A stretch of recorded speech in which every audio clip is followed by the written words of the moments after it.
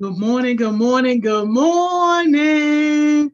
Happy Thursday. Yo, what's up, y'all? How y'all feeling on this next to the last day of success sessions? Let's get our favorite on here. What's up, y'all? How y'all feeling? I hope somebody came to have a great day at work today. Here she come. There she go. Morning. She got the hoops on. Y'all know she ain't come to play with none of y'all. Mr. Mom, It's Joni, Miss Joni. good morning. Good morning. How you feeling? I'm feeling great. You know what the day is. It's Thursday. Hey, heartbeats. How y'all feeling, babies? Happy Yo, Thursday. it's Thursday too, but Miss Simone, I know. this is the next to the last day. Like, for real, this is the last real success session day because tomorrow just gonna be like graduation and all that stuff like that. Yeah. Today is the last real day, yo. How you feeling? I feel okay. I'm sad, but I just feel like I had a fruitful summer. I feel like there's no other place I would have rather been than here with y'all. So even though I'm sad, I'm feeling good because I know we did it right.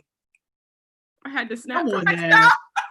Come on now. We definitely did that right. Hey, yo, and shout out to Marcus Jackson and his mom, Miss Tyra. Talked to them on the phone this morning. Yeah, yo. Our baby Marcus. Do you know who Marcus Jackson is, Miss Simone? No, but I was watching the guest session in and out when I was, I do my split screen for my meetings, and I kept hearing his name, and I'm like, he must have done something good because the guy who was speaking was like, I love that boy. He did a backflip. That's the only way you know him, right? You don't know him no other way. See, yo, that's what I'm saying. And that's what I was telling mom this morning. Like, yo, Marcus, baby, we know you good. We know you great. But like, yo, you gotta let your presence be known on the daily. Like, somebody say Marcus Jackson, I should be like, oh yeah, I know Marcus Jackson. He da da da da da. Instead, I did a Mr. Jimmy when I said, you know, Jada. How Mr. Jimmy was like, Jada who? I was like, Marcus who? No. Yo. Yeah. But yo, I knew they was there though, because they knew everything we talked about. The conversation was good. His mom, Miss Tyra, shout out to her work crew. They be having us on at work. That's wonderful. Hey, y'all. Hey. See, everybody be multitasking. You got to get the success. Exactly, y'all. Exactly, man. Listen, look, now Marcus want to laugh. He on there laughing now. Hey, yo, you should have been doing a success session, Marcus. You should. That's what you should have got your butt up here and talked about basketball. Thank you, holding out on the greatness for us. We want you holding out on the greatness, yo.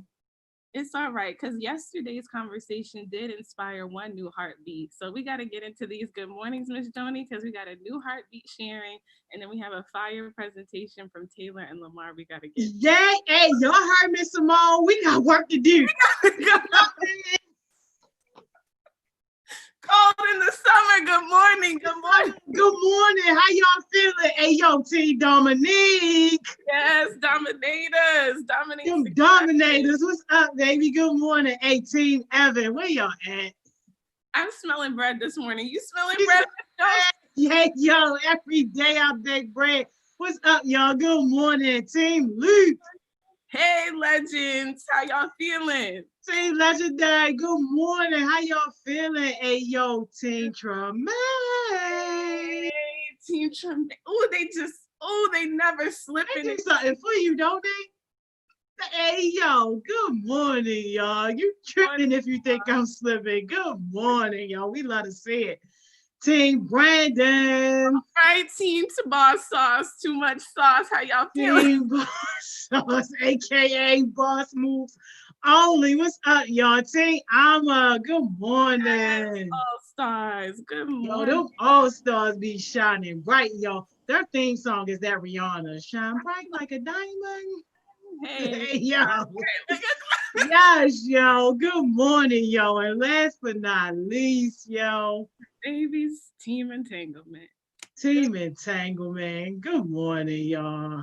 Are people still entangled on the second to People still, and yo, people love not committing. Miss Joni? They love that no, there's nothing we can do with them, yo. They just all mixed up in the game. And next thing you know, they want to have a little love song about Miss Simone and Miss Joni. Don't do us.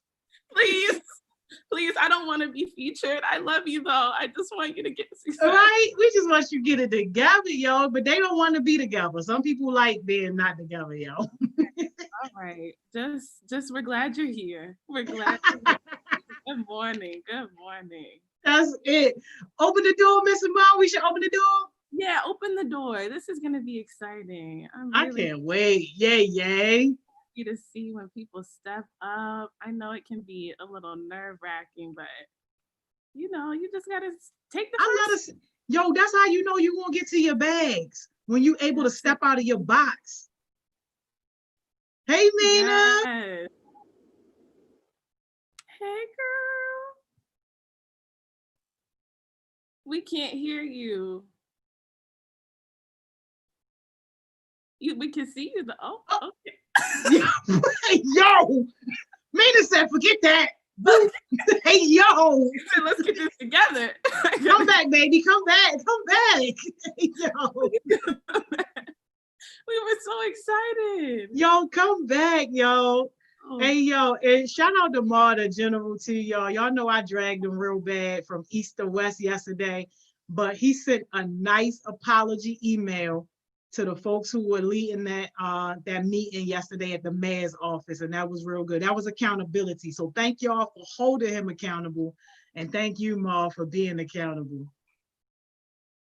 Yo, there she go. Can y'all hear me? Hey, Nina. Yeah.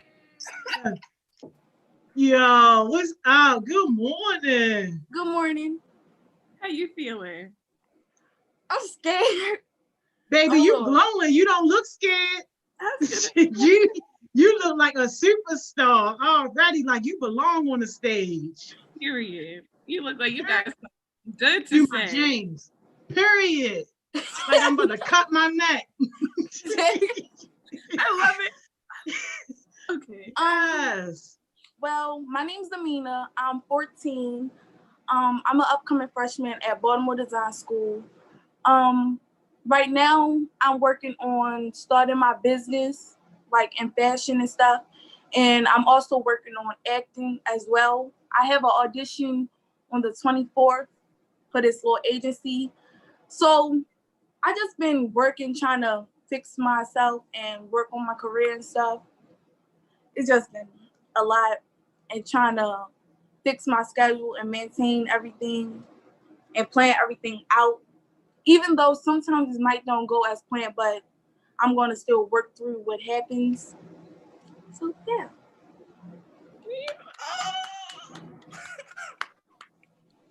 I'm so happy. You came up here confident. You brought that smile. Right? All the energy, everything. You getting the love in the comments. You got the comments up? No. Yo, I'm you on my iPad. I had to switch from my computer to my iPad. Yeah. I'm proud of you because I was like, all right, when we were talking yesterday, I could already tell she was about her business. She's like, I'm a little nervous, but I'm ready. I was like, make sure you have all your electronics together just in case. All in there.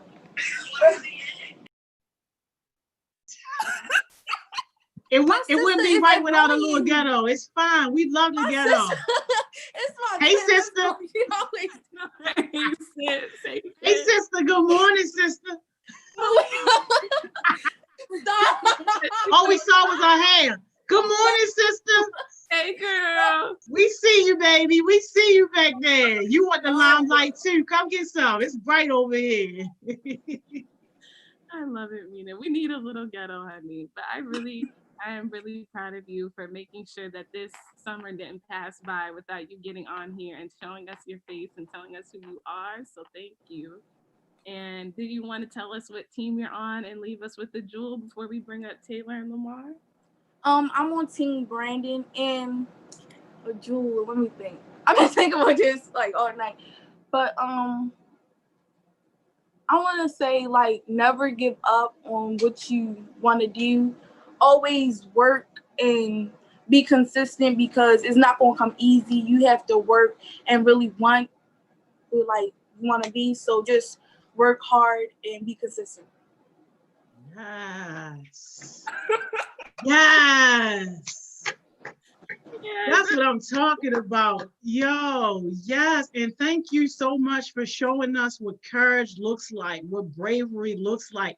Because you could have easily just sat in your little shell and not done nothing, but scared and all, you came up here and you set it on fire. So thank you so much, because this is an inspiration for somebody else who think that they can't do it. And you just showed 14 years old, like, wow.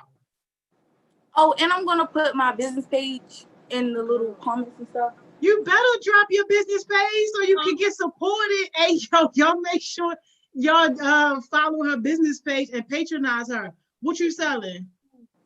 It's stuff coming soon. I haven't posted anything yet because I'm still working on that as well. But it's stuff coming for fall and winter since it's coming up soon. So I'm just working on that I'm right gonna now. buy me one, and I'm gonna buy Miss Simone one when it's finished coming soon. Come on, don't have us too long at me.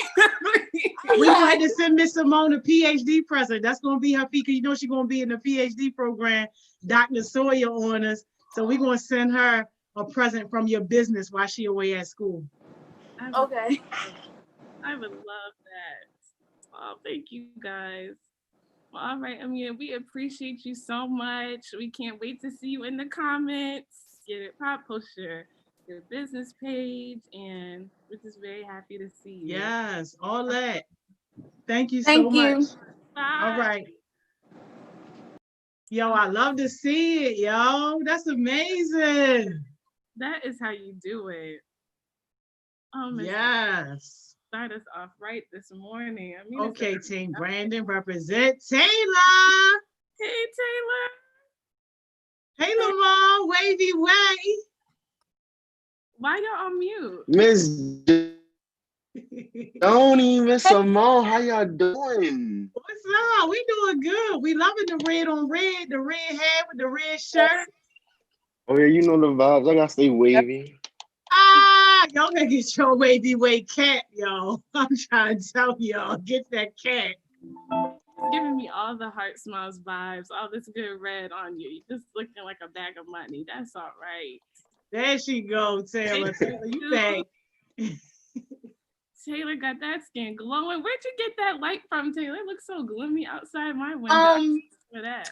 So I'm sitting in front of my vanity mirror, so it has the light bulbs from that. I love it. You look great today. You got don't she? Yeah. All right, y'all ready for me to start it up for you, or y'all? Yeah.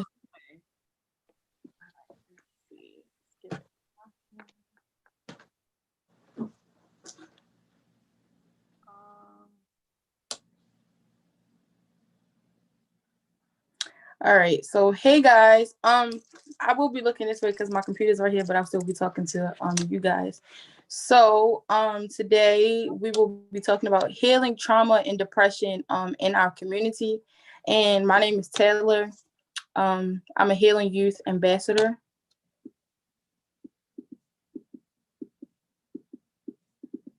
And that's Lamar. Okay, you can go to that side. My fault. I thought you were gonna say, what's up, everybody? My name is Lamar Hill. I'm 17 years old. I'm also an entrepreneur, as well as a Healing Youth Alliance ambassador, a junior at my school, as well as a CEO and a Heartbeat. Yeah, so I as well am a Heartbeat. I'm a high school senior. I'm 18. My name is Taylor Clinton, like I said, and I'm also a Healing Youth ambassador.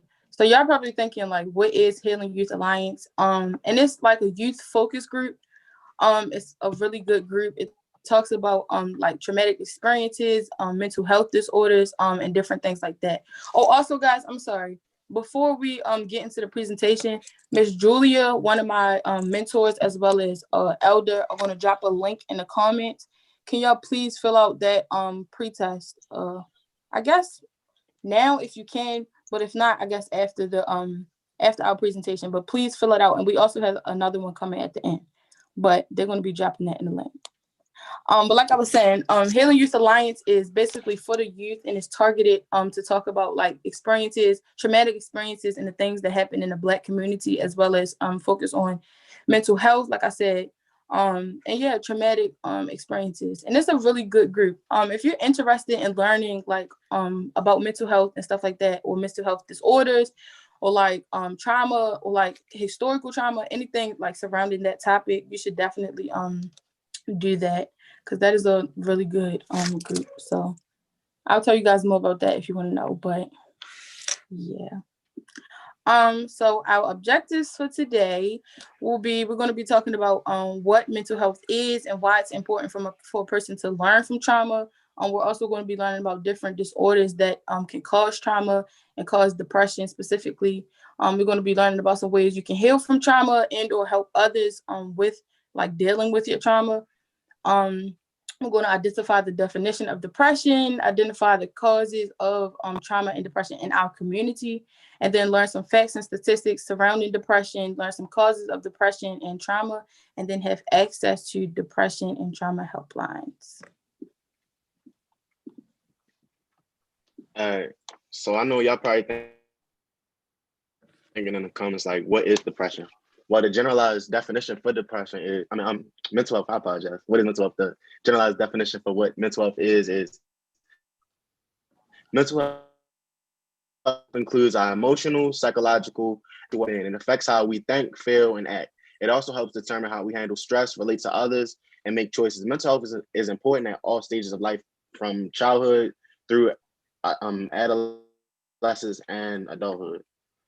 For a better understanding of that, like for the Black community, like our mental health isn't as great as like other communities and stuff, because of the stuff that we face, like police brutality and stuff along those lines. Like it's certain things that we have in our communities that other people didn't have to face. So we have a different mental health or a different perspective on things than a white person or somebody who's Hispanic or another ethnicity. Would you like to say anything, Taylor? Yeah, I definitely agree with you on that, especially in the Black community, because of like some of the historical trauma that we face, like slavery, like you said, police brutality, and like stuff that's been ongoing, specifically in the Black community.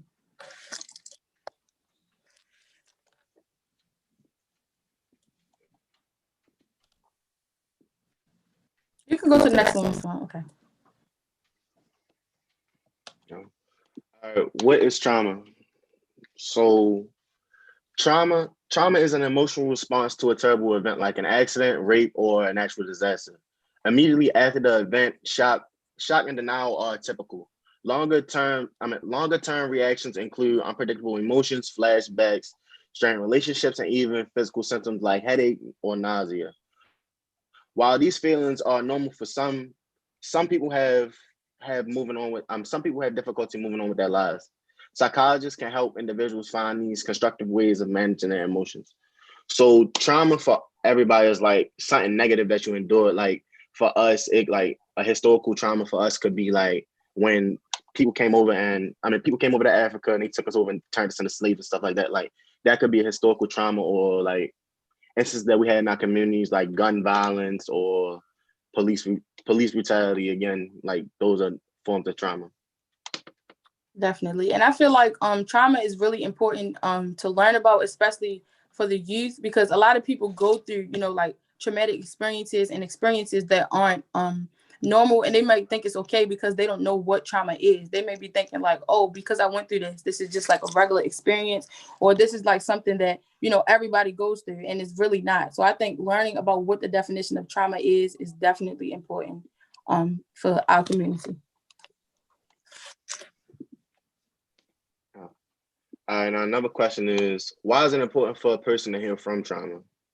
It's four main things that basically happens is a person could lead to like isolating themselves, which isn't good, because it can lead to like depression, as well as like you staying alone can also increase a person's chance of like death. Like, did y'all know that like being alone could actually like make you die earlier?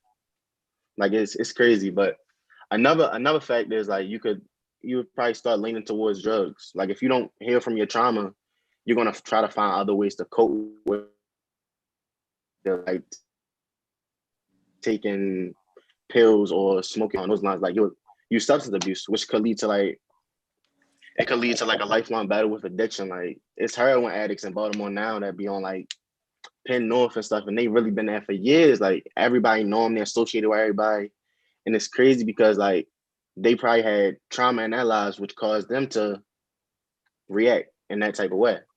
It could also lead to you holding emotions, which isn't good because like that could also lead to like stress on your body. I know for people I've seen like who've been stressing constantly, like it'll result to like hair loss or it'll mess with you physically, if not emotionally as well.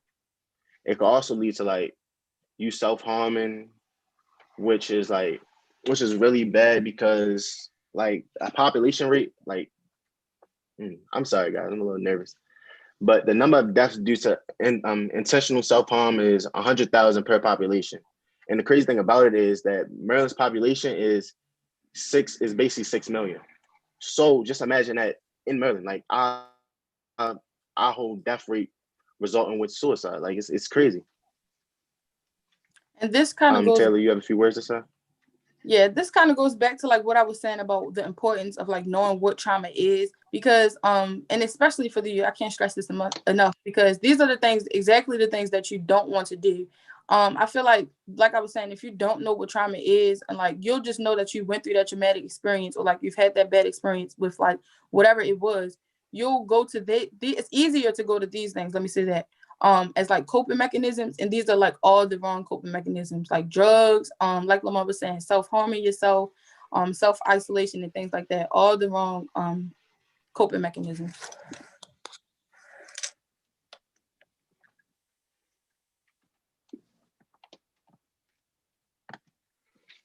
Types of disorders that could be caused by trauma.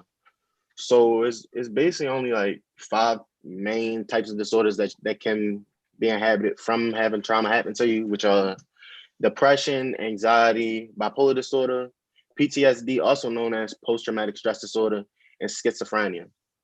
Depression also has multiple types of depression, and we're also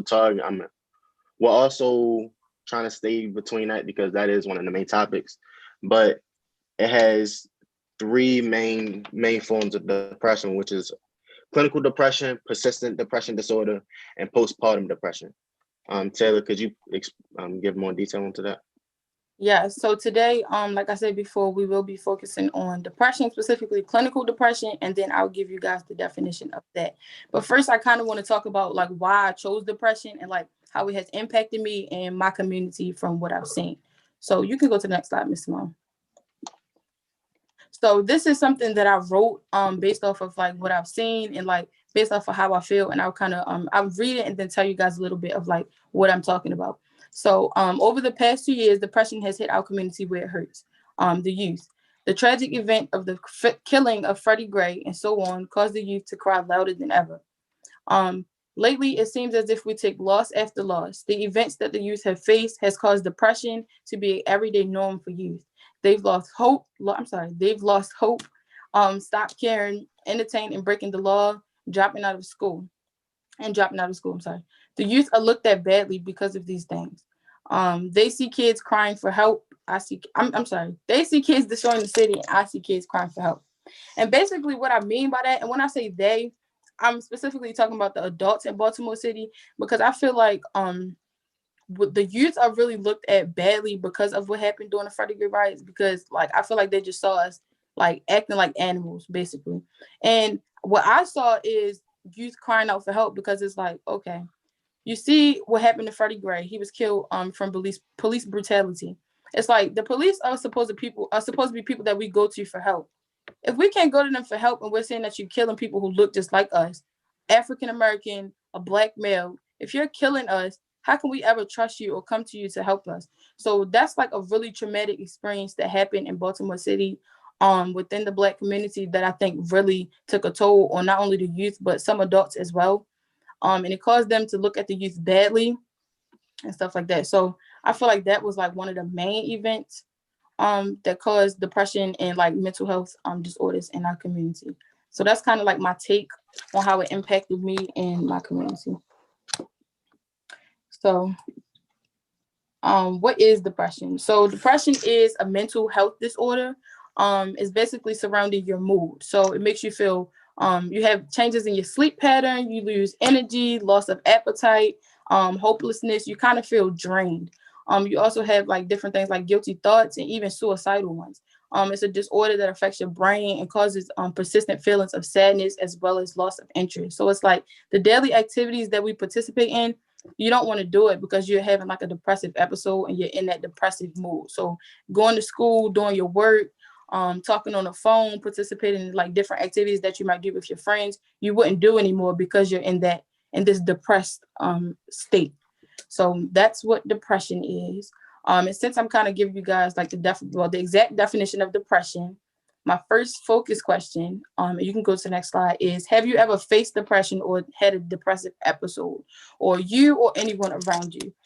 Me personally, I haven't dealt with depression, but now like being in Healing Youth Alliance and knowing what depression is and what it looks like and what what that looks like, people around me, like specifically my mom and like a lot of my friends have been around me and dealt with depression.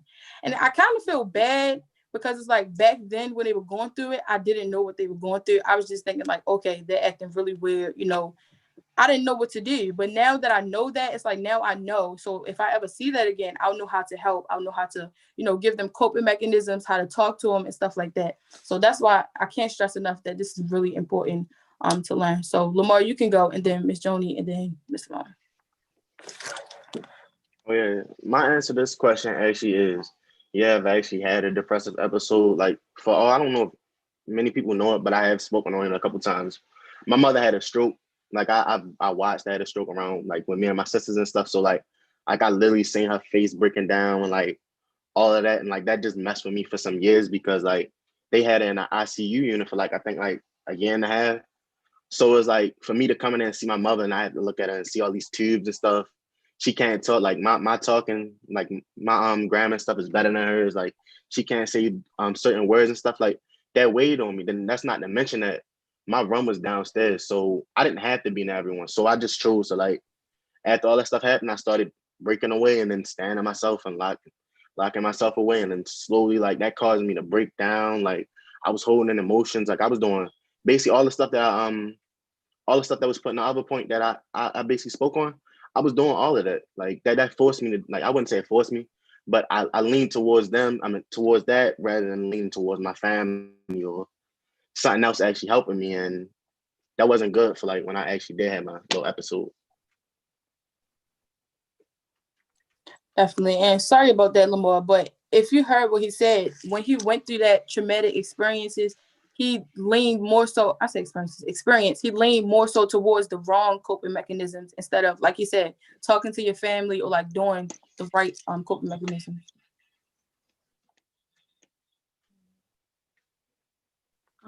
I just want to say thank you guys so much for presenting this topic and sharing your perspectives and personal experiences. It is not easy to do that and be vulnerable, because I know for me, like when I first started hearing about mental health stuff, it's just like, what are all these big words? I don't know if I'm depressed. And then you say you're depressed and then everyone's like, oh my gosh. And they like jump on. It's kind of, okay, relax. I'm still normal. I just need some help. What do these big words mean? Like, and I think you guys are just laying it out so plain and simple for us. So I really just appreciate that. And thank you, Lamar, for sharing your story. And I haven't faced depression myself, but I have, like you said, Taylor, now that I know the definitions more, I realize a lot of people around me are suffering from it.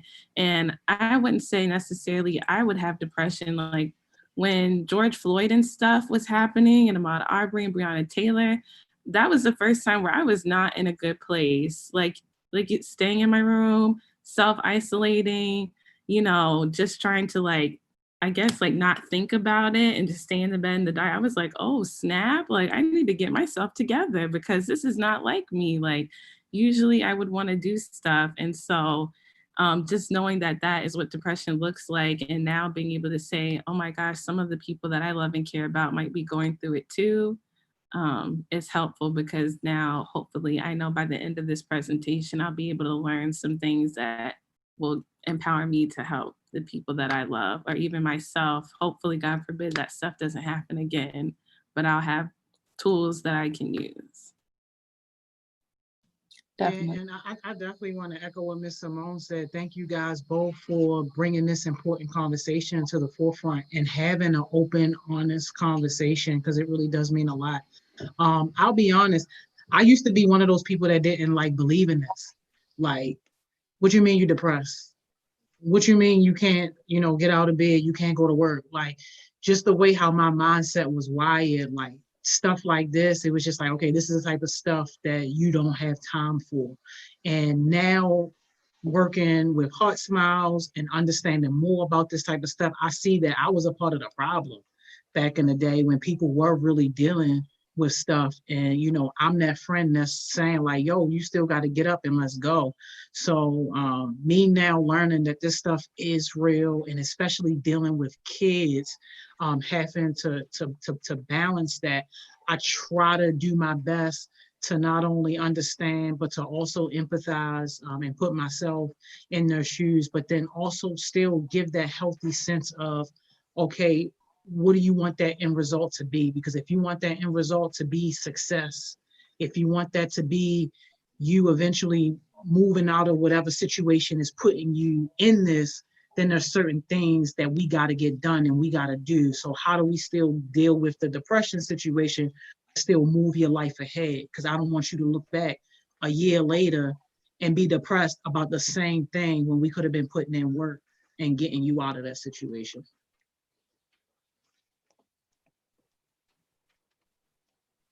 I definitely agree. And thank you for bringing those points up, Joni and Miss Simone. Thank you for sharing. So next, is there any comments? I can't see the comments. Did anybody say anything about your comments going off, y'all? You got your comments are going off. Like if you got a phone or something, you should definitely bring it up. People are giving you really thoughtful comments. Ready, try to pull it up. I was about to say. To read maybe two of them, a few of them, Taylor and Lamar.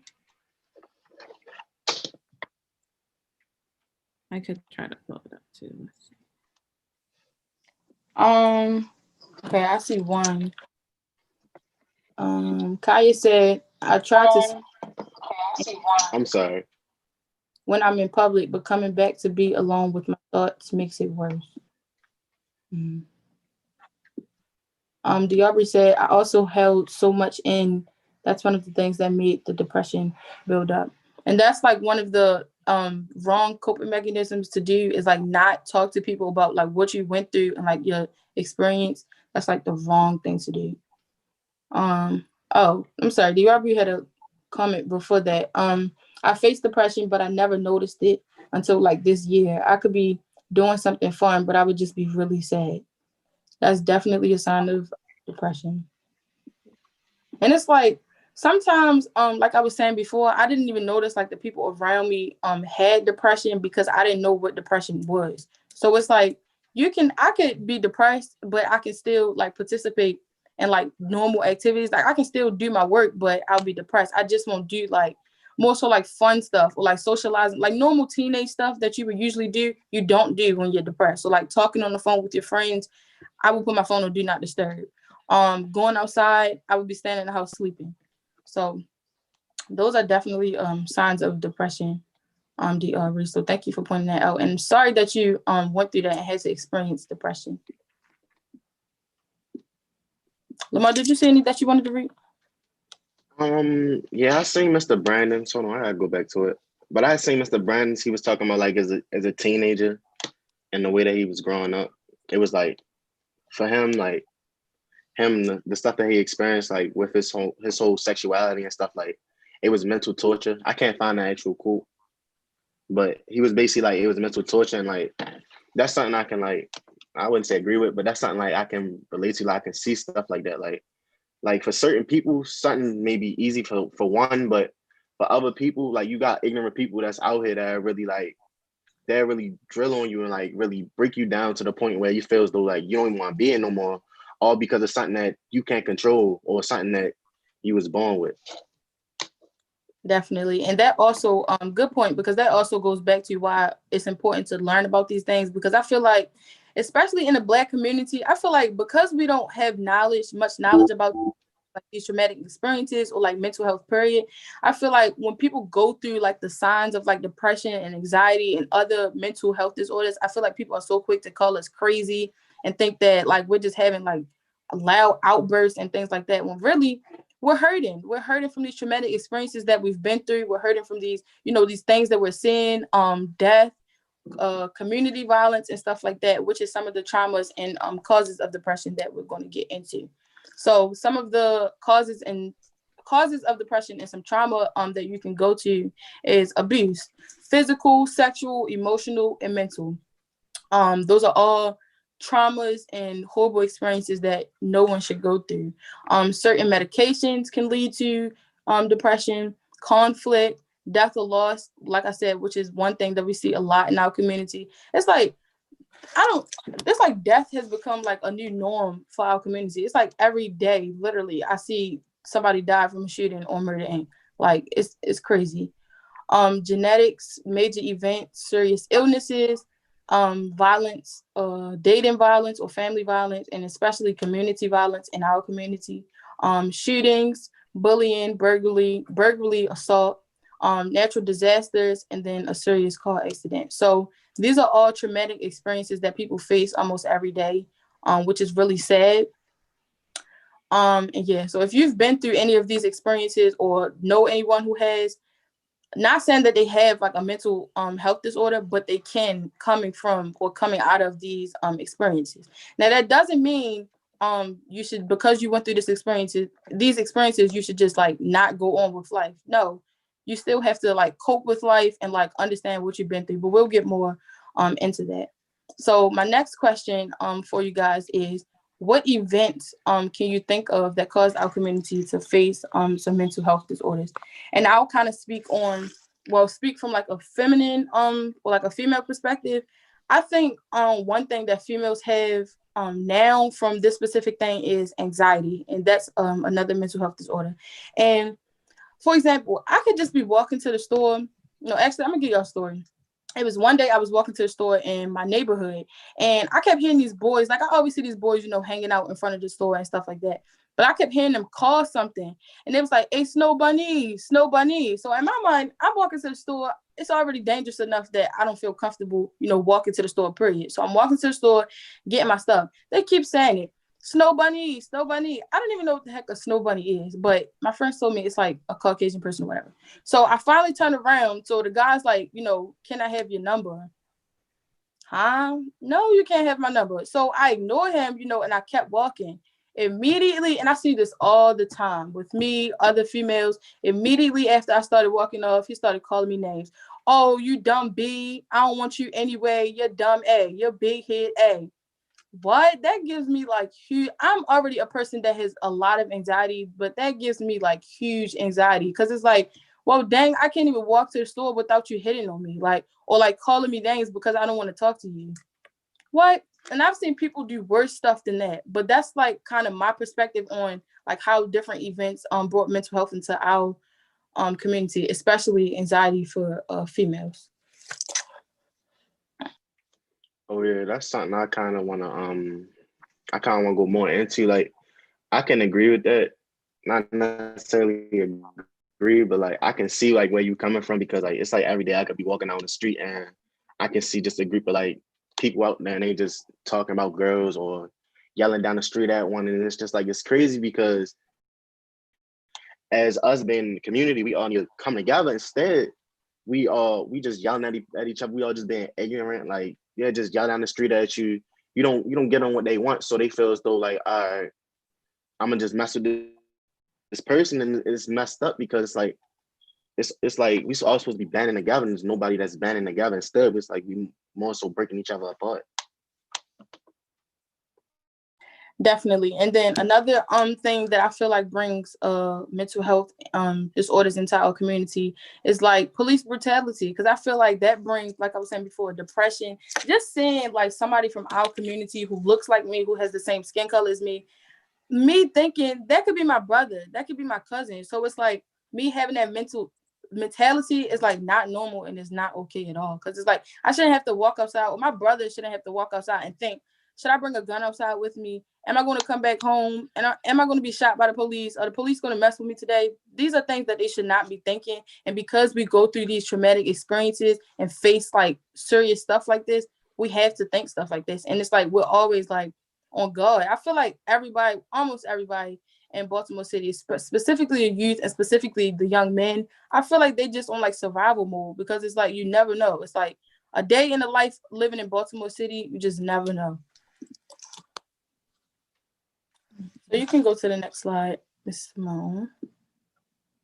So we kind of spoke on these earlier, but these are all like traumatic experiences and traumatic events that happen within our community. So I just want to take a minute to kind of talk about these.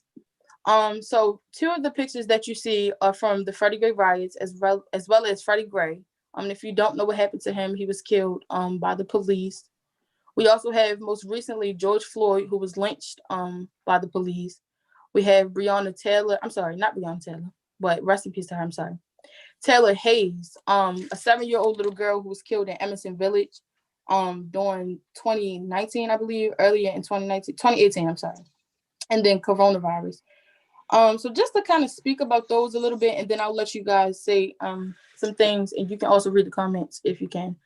But the Freddie Gray riots, I feel like that was like an awakening for like not only our city, but like everybody else too. Because not to say like people didn't know about Baltimore City, but it's like because these tragic events happened, it like broke our city, and it like made people have different perspectives on the youth, made us have different perspectives on the police. It was just like a lot. George Floyd, that was like truly sad. I feel like when I saw like what happened to George Floyd and like how the police officer had his knee on George Floyd's neck, it automatically took me back to like a place of like, I don't even know, like it made me think of slavery or something, because it's just like, why are you doing these things to us? You don't ever see a white male, arresting a white cop arresting a white man and doing these types of things to him. Like what happened to Freddie Gray, you do not see that happen to white men at all. And it just really hurts me, and it makes me like really emotional, because it's like, why do that to the Black community? We're just like everybody else. Why focus on us? And it's almost like they treat us like freaking animals. Like, you don't want us to be here. What do we do that bothers y'all so much that we can't be here? Our skin color, like really? So it really hurts. And these are all like traumatic experiences. Taylor is a 7-year-old little girl. Why is she in the car with you while you're in the middle of a shootout? She should not be dead at all. She should be playing with little girls on her phone, playing Roblox or something like that. I have nieces and nephews, and that makes me think like, okay, maybe they can't play outside because y'all want to be having shootouts in the middle of the street. That's not okay. And then coronavirus, I can't even get started on that topic. I feel like coronavirus has changed our whole freaking life. Everything is freaking virtual, and it's just driving me crazy. But because we're going through a global pandemic, and this is something that we weren't prepared for, a lot of mental health disorders can come from being in this pandemic. Just being like not doing regular activities that we usually do, not being able to go outside, not being able to be close to each other. For example, being away from HeartSmiles has really took a toll on a lot of us. Not being able to see each other in person, give each other hugs, is really like sad and like depressing. But I'll let you guys elaborate on some of these pictures or add comments.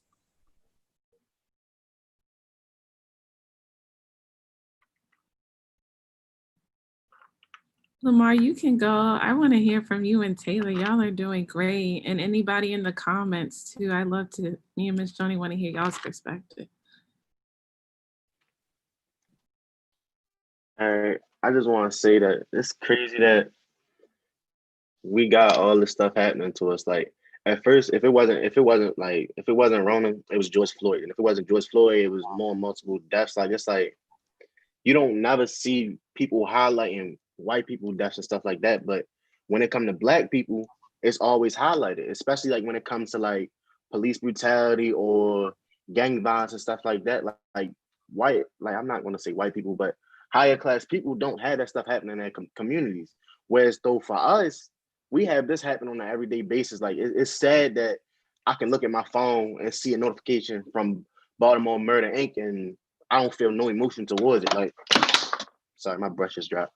But I don't feel no emotions towards it. And it's crazy because like, this is my city. This is where I was born at. This is where I was raised at. And everything that happened just made me numb. Like whatever happened here, I don't really associate myself with it. Yeah, I'm from Baltimore, but the stuff, it don't hit me no more like it did when I first realized what was going on. Like all these deaths or these shootouts or these people just getting killed blindly for no reason. Like all that, it just don't mess with me no more because of what we've been through. Like all this, the slavery, the injustice, the oppression, the segregation, like all of that just made us numb to it. So it's like if it happened, yeah, we angry, but it's like it's either you want to say nothing, or when we speak out, you're gonna hear something. And it's crazy because the only way for us to actually get heard is if we throw a bottle or we break down the mall or we hurt somebody else. But for us to just speak on a regular, that's not enough for us. But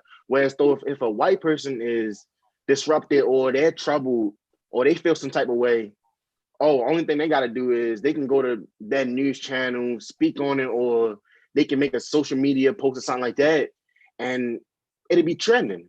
And it's crazy because we need it more than them. I definitely agree, Jamal. Thank you guys so much for speaking on this.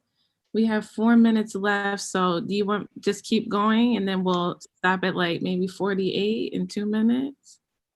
Yeah, that's good. I just have some coping mechanisms and like how you can deal with mental health disorders and depressions, and then just like some facts and statistics. But if we don't have time, I'll definitely like feel free to like DM me if you want to learn more about this and stuff like that. But I'll just hop right into it. So yeah, those were all traumatic experiences, and rest in peace to all of them. But these are some ways that you can overcome your trauma and then help others with your trauma. So the first one is talking to someone about your experiences and then getting a therapist. Talking to someone about what you went through or what you've been through is like so important, because it's like if you hold all that in, going back to what Lamar was saying, you'll go into self-isolation and you don't want to do that. Or you just might hold all of it in and then let it all out on the wrong person. By socializing, you can help people who are going through what you've been through by sharing your experience or how you dealt with it or how you're dealing with that trauma. You can also face your trauma. Doesn't mean go to the person who abused you or whatever, whoever was in the situation with you. Not saying go to them and talk about it like, hey, this is how I feel. No, but facing your trauma means putting it in your head like, okay, I went through this experience, but it's in the past. Like, I'm sorry that happened to you. No one should have to go through that experience, but you can't use that as your stepping stool for you to have excuses like, oh, I can't do my work because my mother didn't feed me last night. Like, that's just an example, but like different stuff like that. You don't want to use your trauma as an excuse, but you just want to face it, say that it's in the past and just let it go. Also painting. I painted my wall. I feel like painting helps you express yourself and like express your emotions and stuff like that, and then that can be a really helpful coping mechanism.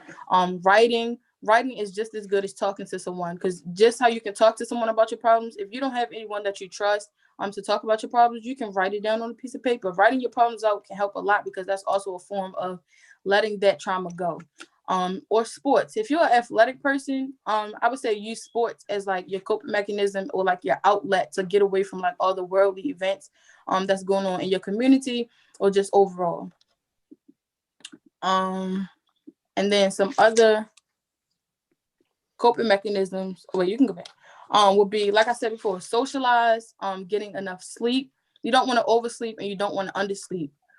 Relaxing, deep breathing. You might want to meditate, do some yoga, just to relax yourself and bring yourself back from that state of isolation.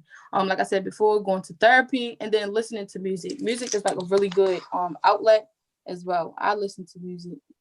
Lamar, do you do any of these things? Oh yeah, actually, I enjoy doing sports for like copping, the school I go to. I actually do cross country, play basketball, and run track, and they're all forms of like exercise. And like exercise is a way for you to release stress and feel calm and stuff like that. So that's a good way. And on top of that, I also enjoy writing poetry and just writing essays and stuff like that. Like it's a good way for me to relax my mind and take a step back from whatever's troubling me. Absolutely. And then really quickly, okay, I guess we don't have time. Sorry, I'm so sorry. Before, sorry. If you guys want to know more about this, because I actually have more to this presentation, please feel free to DM me, email me. My email is taylor0110clinton@gmail.com. And then my Instagram is najayxo. So please DM me. Again, Miss Julia and Elder should be dropping a post quiz link. Please fill that post quiz out. It's gonna like give us reviews and like tell us if you actually learned the information that we were talking about. So thank you guys. You guys did amazing. Oh, and if you guys want to contact me as well, my email is hilllamar3, as well as my Instagram is wavymar, 2 Y's and 2 R's, and my Facebook is also the Wavy Way. I love it. Thanks. All right, a quick jewel. A quick jewel. I would say my jewel is just smile. Like even when you're going through stuff, even if you're happy or even if you're not happy, I would say just smile, because smiling can help someone else and help you too. So just smile. Your smile will brighten up like your day and someone else's too. Okay, I'll go because I know Wavy. Only thing I wanted to say was, go ahead. Okay, mine is just. Oh, you want me to go? All right. Good to talk. It's really good to talk to people and just breathe, and that's it.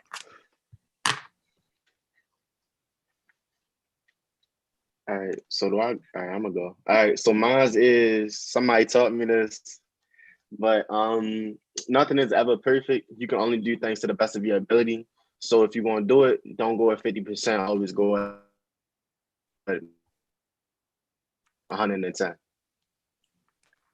That's great. Yes.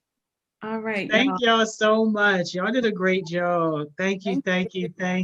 Yes. And thank you, Miss Simone. Yes, thank you guys. I love y'all, and we'll see y'all tomorrow. Yes. Thank you, Taylor. Thank you, Wavy Way. Miss Simone, tomorrow, graduation day. I see you. Y'all, what a great way to end like our last official session. Listen, if you feel like Taylor and Lamar did a great job, you know what's going to help? Completing that survey. I'm going to drop the link one more time, y'all. Please do that survey, because stuff like that helps us to continue with projects and stuff like this. And if anybody is really interested in like the mental health stuff and social work and stuff like that, that is a project that they are on where HeartSmiles is partnered with the University of Maryland and the Black Mental Health Alliance. And if you guys are interested, we can put you on the waiting list to be participants when they graduate from this project, which is about to come up in like a few weeks or so. So this is the type of stuff that we do in order to open up opportunities for you guys. So if you think they did a great job, if you want to continue to support them in this venture, in this project, please do that survey for us. All right. I'll see y'all back in a few minutes. We already into y'all little break time. So break gonna be cut short a little bit, but it's just about the last day. So I'll see y'all back here at 11 with our guest mentor.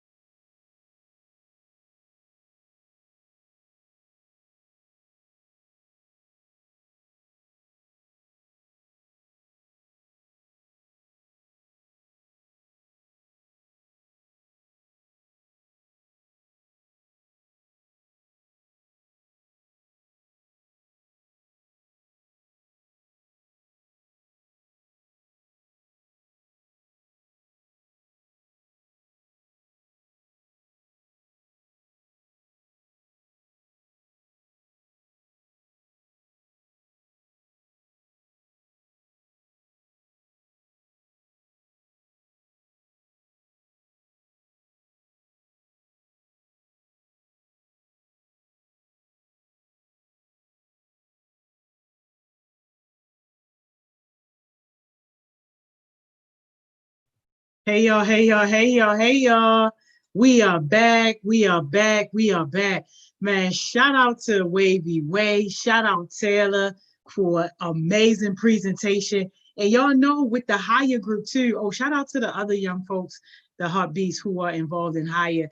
They're going to be doing those presentations, y'all, for Baltimore City Public Schools, police officials, like different people. So what you see them do here today is not just limited to us. Like it's about to be a whole big situation. Hey, Kamaya, I see you. I ain't never late, y'all. I hit the thing right at the exact time. What's up, dog? Good morning. Hey, Jarrell. Hey, Black Boss. Let's get into our guest mentor, y'all. Y'all gonna like who we got today. Hey, Jay Show. And I didn't know Mina was Wavy Mina.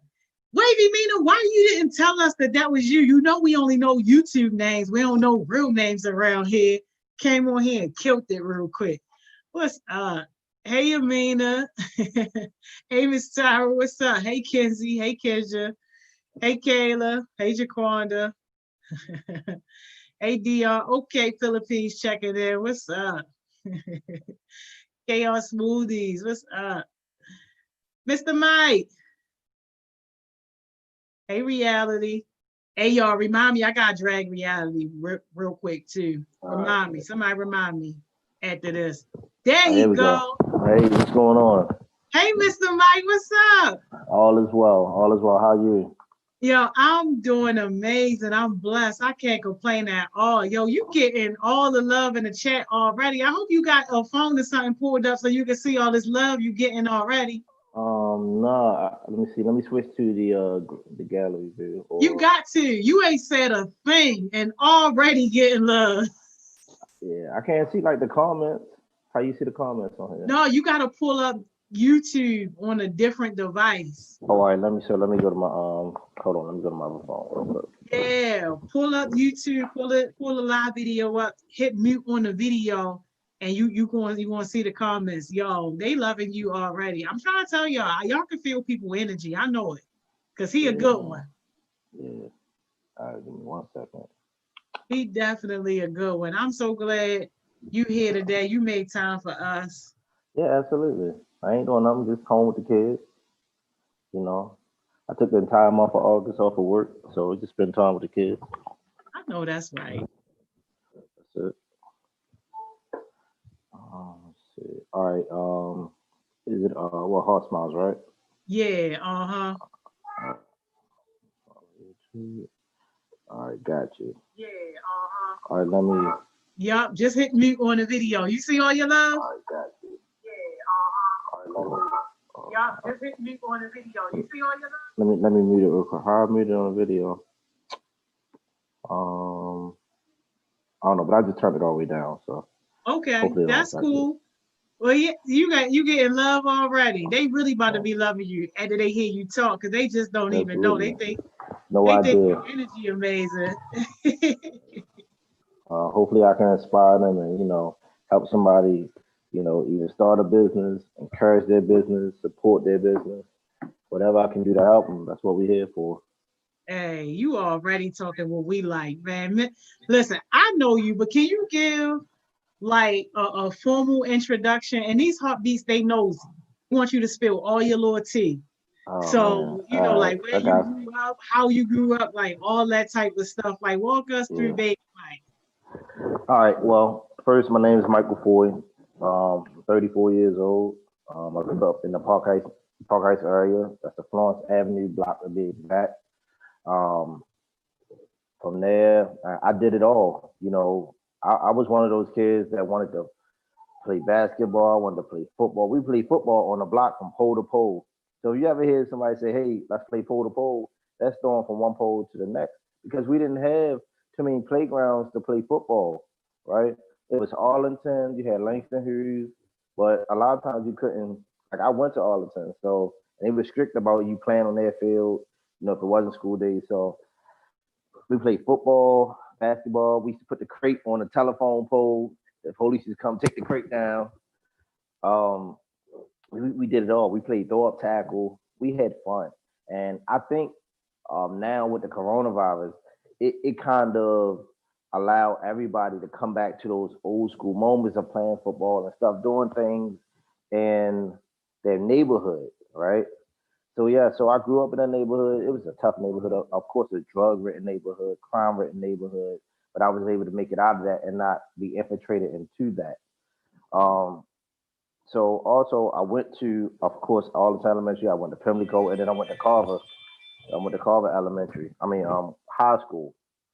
So I wanted to go to Northwestern because it was closer, but I wanted to trade. So I was like, all right, it was either Maryville or Carver. I'm West Side, so we don't deal with Maryville, right? Straight up, we don't deal with Maryville. So I went on to Carver. Shout out to the Carver Bears, and I took up auto technology, diesel technology. I know how to work on cars, but I never really fulfilled it because I went into law enforcement right after that. Right after law enforcement, I did that for, let's see, from 2005 to 2012, which I was terminated. In 2012, that's when I started my auto detailing business. From that, it was a moon balance business, carpet cleaning business, um, snow removal. Shoot, I probably can't even name all of them. But I got about 5 businesses that I currently own, and you just at the age of 34, you kind of just you're blessed to even still be alive in Baltimore, but to own 5 businesses, successful business, and still be a community staple in the city is amazing. That is truly amazing. Chaos Smoothie said, "Do you know Larry Moses?" She said that's her Right, dad. Larry Moses. That name sounds familiar, um, but I probably don't know him personally. Um, who is he? Or if you need to reach out to me, reach out to me.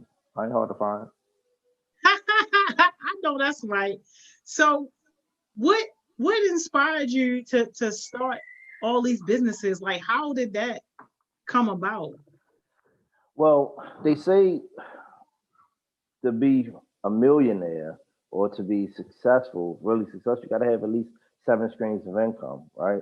And I don't think you really have to have when they. I literally took it like you got to have 7 different businesses, but really what it means is you got to invest, have investment, you know, and that's also stream of income. So I also like this year I started my rental company as far as uh, purchasing property and renting them out. So one of the first properties that I purchased was my childhood home. So I now own that childhood home where I do the block party at. You know, and that was one of my first rental properties. It'll be done in probably like another month or so. It took a lot of work to get it done, but that was special to me because I wanted to own something where I grew up at. A lot of people always say, "Oh, you don't own this," or "Why are you hanging around here?" I can hang around here because I own this, you know. And then now I'm looking forward to purchasing the land or acquiring the land across the street to put a community center there, because there's nothing in that community right there. You have Arlington up the street, but you have Langston Hughes off of Belvedere, but you have nothing in the heart between really Ricestown and besides CC Jackson, but that's further down, you know, off of Spalding, Garrison, but you have nothing right there in that area. So that's what I want to. That's my next move of what I want to do. That's awesome. That's amazing. And can you tell us like what happened between like high school and starting these businesses? Like, did you go to college? You went to trade school? Like, what was that like? I started going to college while I was in law enforcement, the CCBC, and then I realized I used to hear people talk all the time about how much debt they will be in, right? I'm like, man, I don't want to be in no debt. So I did my college credits. I paid off my tuition for the college credits that I have. And I just say, you know what? I'm gonna just take the gifts that I have, the tools that I have that I acquired, and put them to work. It's either they're gonna work or they're not. But you make them work. It's like having a plan A, right? A lot of people say you gotta have a plan A, B, and C. No, you don't. You have a plan A. If that plan A doesn't work, pull up another plan A. Just keep a plan A in place. But you make them work. You make them work. And people will support your business if you do right. Right? I remember my first customer was my cousin. She lived in Harford County, and I drove all the way out there to detail her car, and then from there it stormed, and it's just a success from ever since. Now it opened up to other things, to carpet cleaning and snow removal, because in the wintertime it will be slow sometimes, especially with a mobile detailing business. It's slow in the wintertime. So I was like, what I'm gonna do? Oh, open a snow removal company. Okay, I'll plow snow. And then in the summer, resume back with the detailing. But between high school and opening the business, it was literally a year. Well, not a year. From see, I graduated '04, so we're looking at '04 to when I went to law enforcement '05, '05 to 2012. So between those years, I thought I was going to be able to retire at 39 from my job and then open my business. But that got cut short, because the gift, I wasn't making room for my gift. And God made room, and he moved me quick. And I never understood why. I was always the one that did right when it came to, work. So, but that's how it works sometimes. I love it. Kamaya wants to know, how do you balance everything? She says, how does he even keep up with all of these businesses? How does he find the balance? Like, it's only 24 hours in a day. Yeah. I think the easiest way, and I'm still learning. I'm still learning how to balance it all out, because I'm a father of three girls, right? My oldest just turned 7. My younger two about to turn 3 on August the 26th. So really investing time into my family and raising my daughters is first for me. The business and everything, yes, that's your money, but you take care of what's necessary, and that's raising your children if you have children. So you take care of that first, right? Secondly, you put them in line. So you put your priority business, so your detailing business or your rental company, and then you set it up where you don't have to be there every day, or you set it up to where you're hiring staff. So immediately you winning off the break. A lot of people say, "Oh, I remember when I stepped away from going to see the customers and service the customers." They're like, "Well, we want you to come." Well, my staff is going to give you the same quality of work. You're not going to see me. If you continue to see me, then I'm not being successful. So that's how you do it. You just have to literally take a leap of faith while you're taking a leap of faith. You got to trust some other people, and you can't do anything by yourself. It's impossible. Yeah, no, you got jewel after jewel. Stinker wants to know, can you tell us where your businesses are located? Yeah, so one of the businesses I'm partnered with is Detail Kings West. It's 4112 West Northern Parkway. Oh, now I see all your comments. All right. Oh, yeah. Yeah, I see them now because I got the YouTube on the phone. All right, so that's one. Um, CMO with Detail. It's on Instagram, Facebook. CMO was the premise of everything. Um, yeah, man, that's my baby there. I love CMO because it represents me personally. All my other business ventures represent a bunch of things, but CMO represents me, my character, where I grew up, and that's where the block parties came from. And we didn't get a chance. We're not going to do the block party this year because of coronavirus. And if I couldn't do it the way it's been going, I wasn't going to do it at all. But next year, year number 6, we'll do it, and it'll be extra big times 2. And of course, you'll be there. So you just, man, oh man. So pretty much everything. The rental companies are, if anybody rent rooms. So that's what I was talking to somebody yesterday, and it was like, well, why not just rent out the entire house? I said, because everybody can't afford rent out the house. And I don't want Section 8 vouchers. I don't want to turn them into anything else. I want to be able to meet the people where they are. We got people coming home from jail who can't rent an entire house, who can't even get a house on their credit. But we can help them renting rooms out, right? It's cheaper, it's easier, more cost efficient. Because I want to help people balance their life back out and help them get back out there. So if I can do that, then I'm okay with that. So that's why I'm doing the rental houses. And really right now, that's really it. Everything else is set down because of the coronavirus. Because I don't want to put people at risk, and stuff like that. So yeah. I love it. And can you just tell us real quick a little bit more about CM Mobile? Because I Mhm, know I've sent several people your way who can't get jobs because mhm, of drug tests, mhm. criminal background, like whatever the situation may be, and you just like immediately put them to work so that they can get money in their pocket.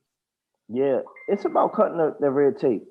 A lot of people want to hold people to their past. We all have a past. We all do. If we held everybody to their past, nobody would ever be successful in life. You have to give people a chance. I don't look at what you did before. I look at what you're trying to do now, and I take you for face value. So if you want a job and I have a job available for you, or one of my friends have a job available for you, we're going to hire you. We're going to get you hired. And each one of my brothers who own a business will hire anybody that really wants to move forward and work and do the job. So that's what it's all about. And that is why you see a lot of young African American men and women working in these small businesses because we're giving them chances. Yes, thank you so much. You're welcome. Naeem wants to know, do you help people, businesses that involves phone repairs and all? Naeem is Mm, about to go to the ninth grade. He does phone repairs and he does apps. So if you don't already have a CM mobile app I do or a not, but China I Mite will. app, oh, Listen, I got something special coming for that China Mike. Don't worry. yo, you need Naeem. All right. I listen. I'm with it. You just let me know what I need to do. That's definitely all right. I got you. Bet.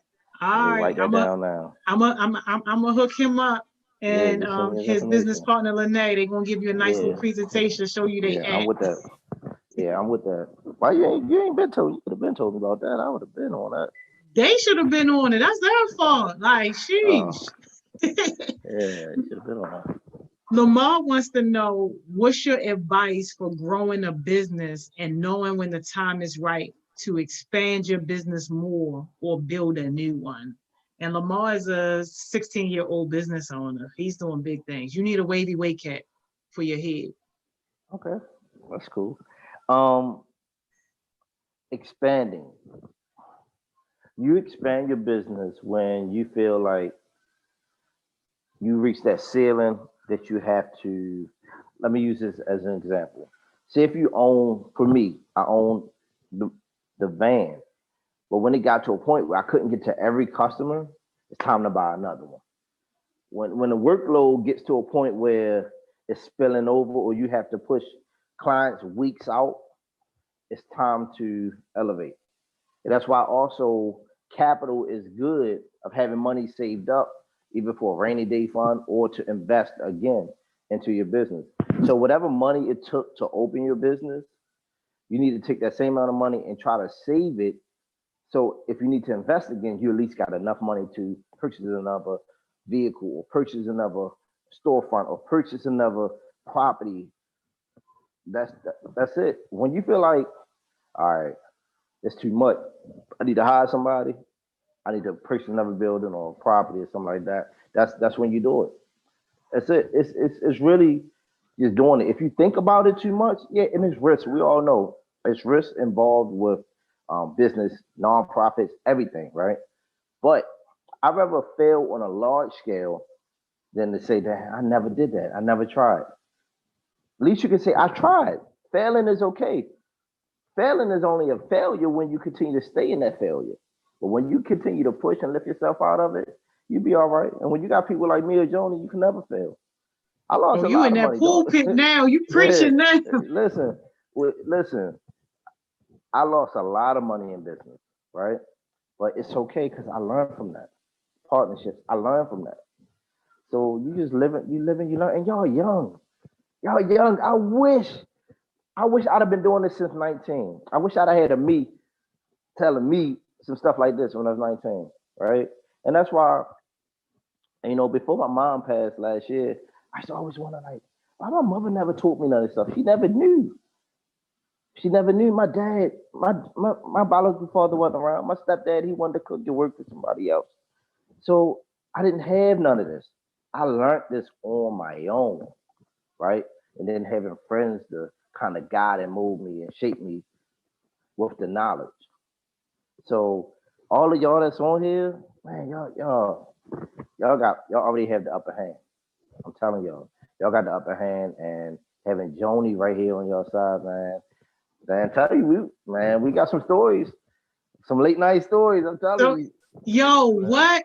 Yo, before anybody knew what a Heart Smiles was, this man was writing checks to Heart Smiles. Nobody That's right. knew nothing like in terms of like where we are now. And like, yo, I will never forget when I had Dooley, and I'm telling them, like, Oh yo, man. like I gotta get you on stage. Like, you can do this comedy thing. This comedy thing is real. And despite his age, y'all allowed him to come into y'all club, do his thing, and get more of the confidence that he needed in order to really, really, take that whole comedy thing seriously. Like, amazing. Man, Dooley, I just remember, I remember the young guy, man, and he came in there and killed it. He came with that zoo joke, On fire. man. Oh, fire! I remember it like it was yesterday, man. And it was just amazing. Dooley is amazing, man. I'm so happy for his success. Much more success for the young brother. And man, again, taking a leap of faith, a leap of faith, and that's all it took. And look at him now. I don't even know how many Yes. followers he got. He got hundreds of thousands of followers I now, know, probably. I know. He be FaceTiming me. I be like, Yeah, boy, yo, yeah, you doing it. Like, yeah. you doing it. I love it. I love it. And rest in peace to Mm-hmm. your mom, too. She was a Oh my beautiful goodness. soul. She was Yeah, a beautiful soul, man. yeah, Oh, my man. God. She was definitely amazing. And to all the kids on here that have your parents still here, take care of your parents, love on your parents, understand your parents are giving you all that they have available to give you. Stop expecting them to give you more than what they're already giving you. That's all they have to give you. Just take that, build on that, and love on your parents as they are for who they are, and everything will be all right. Yes. Taylor wants to know, can you talk more about the importance of multiple streams of income? Mhm. You want to have multiple streams because if one dry up, you want to have another one coming in. So let's use the nonprofit as an example. Okay, let's say the China Mike Foundation gives you $5,000, $10,000. That's good, but you may have to use that for supplies. You may have to use that for operating costs. You know, that's all good. But you want to also apply for the Bloomberg or, this or the Weinstein. You want to have multiple streams coming in because you have multiple things going on. You're out here giving $500 to $1,000 in these young businesses, investing in them. So as people are investing in you, you have to invest into something else, and that's all it is. You need multiple streams coming in, point blank. Now you don't have to do it the first year, like, oh, the first year I need 7 streams or 5 streams or 3. No, you build on that. You build on that, and you build a business where you can branch off. So you build the tree stock, the base of it, but you build where little branches can break off, and you make it more money. Or allow people to invest in your business so you can expand your business. So that's all multiple streams is pretty much just having a little bit of money coming in. Yes, we love to hear it. Cam, she is 16 because Wavy Way, like, I'm 17, 16, 17. It's the same thing. But Uh-huh. she's the creator of Chaos Smoothies. You definitely got to get some smoothies over at your C-Mobile business so your customers can have Yeah. smoothies. They the bomb. Where's she at? Where's she located? She do deliveries. Oh, all right. Okay. Well, say no more. So we got to get her set up. But she wants to know, how are you instilling entrepreneurship in the lifestyles of your daughters? Well, the my oldest sees me mostly. She'll see me leave to go to work, but I do talk about entrepreneurship with her because they get to spend a lot of time with me because I have custody of my children. So I don't force entrepreneurship on them. I allow them to see me work. I allow them to see me Of course, they see the money. I allow them to see me, do my paperwork and my Excel sheet. Like I don't use QuickBooks. I tell people all the time, I don't use QuickBooks because I like to see every cent, penny, and I like to enter the information. I don't like the information being auto inputted for me. And that's how you learn, right? That's how you catch things. You learn how to do business taxes. You learn how to fill out your own paperwork. And if it's something you don't know, then you ask somebody. I'm not afraid to ask anybody anything. But I'm not forcing entrepreneurship down their throat. They have to want to take that trip. And if they don't want to take that trip, then that's okay with me because they may want to work for somebody. That's up to them. But I'll show them the outline. That's important. And I can definitely appreciate that approach. Trackstar wants to know, would you eventually let your kids take over your businesses if they wanted to? Absolutely. Absolutely. They actually, believe it or not, they own the businesses. They if something happens to me, they get everything that I have. It's split equally. 33.5% equally will be theirs of all the businesses. Now they don't want them, they can sell them, but it's totally theirs. Wow. And did you slip in there that you a single dad? Basically, you got full custody of your kids and you a single dad? I have not full. I have shared custody, so I have them just as equal time as their moms have them. So I have them about 4 or 5 days a week.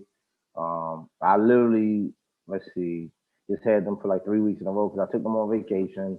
And then, it's my week to have them. And then another week I had took them somewhere else. So but that's when you set yourself up to be able to take care or be home with your children. Like me staying home for a month, really not working, is not going to hurt me at all. So, and I enjoy spending. Now they don't want to see me every day, all day, because I'm strict. Like, look, I just put them in a room so I could have. Normally they're out here in the living room. I let the living room be their room, and tear it up and all that stuff. I just put them in the bed and say, hey, look, y'all go over there while I do this interview. Cause, they'll be screaming and yelling. But I'll bring them in here in a few minutes and let everybody see them. Wow. So we love to see it. So we don't have enough representation of Black fatherhood. And we have some heartbeats who not old enough to be daddies, but they daddies, and some of them are about to be daddies. And can you just kind of talk to them and just give them some advice? Because they need it, because we are literally watching disasters waiting to happen.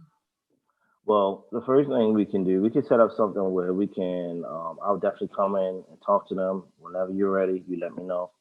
I'll give them some great advice. The first piece of advice that I'll give any father is to get custody of your children. At least shared custody. They will always give you shared custody. Now it's a battle to get it, but it's worth the battle. The system is not designed for fathers to have custody of their children. It's just not designed that way. But in partnership with my lawyer, and I can speak this without even talking to him, that he'll help, guide through that process. I can help you with the paperwork process because I've been through it twice successfully. Because you never want somebody to tell you when you can and cannot see your child. And you never want to show your child that you gave up. I think that a lot of people, if you take how, like, I believe my biological father gave up on me, right? And I forgave him later down the line. But till this day, like, I used to tell my mom and dad, like, I need y'all to be my parents. I don't need y'all to be my friends. I need parents. Still at the age of 34, I still look to call my daddy and say, hey, Dad, how you doing? Or, my dad should be calling me, hey, son, you want to go out to dinner? You want to go out to lunch? I don't get those calls. Yes, he comment and, I see him on Facebook or I see him out and about when I'm doing, my good activities in the community. But I don't get those calls. I don't get that, hey, I want to be like my father. And it hurts, but it is what it is. But that's why I'm the type of father that I am to my daughters, because the type of father that my father was to me. That's it. Be the best father. Be the best for your child that you can be. Be a provider. Be the man. Don't show them the negativity. My daughters never see me yell. They've never seen me. Well, they see me punch somebody once because they disrespected my child. It was another man. Don't worry. This is the real. You know, you don't. I don't play about my children. But you have to be the best you can be to show them because they repeat what they see. Everything these kids see, they repeat it. So just be the best you can. And like I said, I'll set up a parenting session with Joni, and we could bring all the dads in. I'll make sure I buy gifts for everybody and stuff like that, and to come and help you. And I'll make sure that I'm able to be reached at all times because it's important. It's important. And it's been many a night you be like, man, I can't do this. This a lot. Try with 3 kids. Try with twin girls and then a 7-year-old. You know, nah, one child. I wish I could have stayed at one. But I love all 3 of my daughters equally. I love them equally. And if you have more than one child, love on all your children equally. Do not treat one child better than you treat the next. That's awesome. No, and I appreciate that so much. And we definitely got to do something that's just like specifically for y'all men and boys. Like we'll set y'all up, we'll leave out the room and let y'all do your thing. I see Kale Smoothie saying partner with Miss England. Yeah. Is that this Miss England at Forest Park? Yeah, I know. Because she's going to be doing, she's great. She's going to be doing, parent engagement and stuff like that. But like right now, these boys need something that's just for them. Well, let's do it, man. Like, we'll set it up. I'll set up with my brothers, and we'll get them right in line and get them squared away. Man, I love it. I love it. So, we have some young folks who haven't quite stepped out yet in terms of entrepreneurship. Like they thinking about it, they really don't know. What type of advice would you give to somebody who's like on that fence on whether or not they should press go on starting a business? If you really want to start a business, you would never be on the fence. If that's what you want to do, you'll do it. You know, if it's money you're worrying about, this is why we talk about the importance of credit. You know, credit is important because if you don't have those funds readily available, then you can go to the bank and say, hey, I want to leverage my credit. I need $10,000 to start this business. Starting a business plan is really just saying how you're going to outline and how you're going to operate your business. You know, your return on investment, how much money you plan on making, how much this product going to cost, how much it's going to make me back. It's simple economics. You know, people make this look hard with fancy terms. It's simple math. Simple math. How much money is this product cost? How much is going to cost me to make it or provide it to a person? The labor that's associated, and what's my total investment as far as my revenue coming back with it. So you want that total cost. You want those things outlined. And you know, I don't like using fancy terms because people don't understand it. You know, it's like the Common Core math. Who understands that? Nobody. 1 + 1 = squared. How, Sway? Never understood that, but whatever. Yo, you are not even lying. So it's like clearly you are a strong man, a beautiful role model for a lot of people. Can you tell us what was the biggest challenge that you faced and how you were able to get over that? Like whatever that was, like if you could look back over your life and say, oh man, this thing almost broke me. Like what was that and how did you get through? Well, I had 2 of those situations. 2019 was considered the worst year of my life, right? The worst year. And nobody knew it. Nobody knew. I lost my house in 2019 to a house fire. Everything. I lost everything. The kids, everything in there, I lost it. And the insurance company never paid me for it. They said it was my fault. They said we're not paying you for it because I couldn't provide documents of everything I had into the home. Like majority of my stuff was brand new. You know, I operated on cash a lot, so I would go buy something cash. Like, who said you gotta swipe your card for everything and keep records? I never did that. I just never did. Yeah, I had bank cards and credit cards, but I never used them. Because if I had the money to buy it, why do I have to keep a receipt for 2, 3 years or 5 years? Man, they brought me into their lawyer office, interrogated me, and they never gave me a dime. So we talking about over $100,000 in stuff I lost, right? And I stayed in a hotel, almost like literally homeless. Stayed in a hotel for about, let's see, it happened a day before my birthday, July the 13th last year. And I stayed into a hotel to, let's see, December. I moved into the condo I'm in December the 23rd of 2019. That was the Christmas present to my daughters of having a new home. And so that, and then losing my mother in May, that was it for me. And I lost my mother 2 days before Mother's Day. So it was like that happened, had to bury my mom, then losing my house. It really crushed me. Um, but hey, it really didn't crush me. Look at me now, you know. So, but those were the two situations that literally almost had me give up. I just literally just, but I want to thank to my two therapists, Rashad Mills and Jennifer Pope, who guided me and helped me through that process. I'm telling you, without them, I don't know where mentally I would be right now. Without them, and you know, my grace from God, like prayer, a lot of prayer, okay. But that's those are the two situations that really took me out last year. Oh my God. And did I just hear you as a Black man in Baltimore say your therapist? Mm-hmm.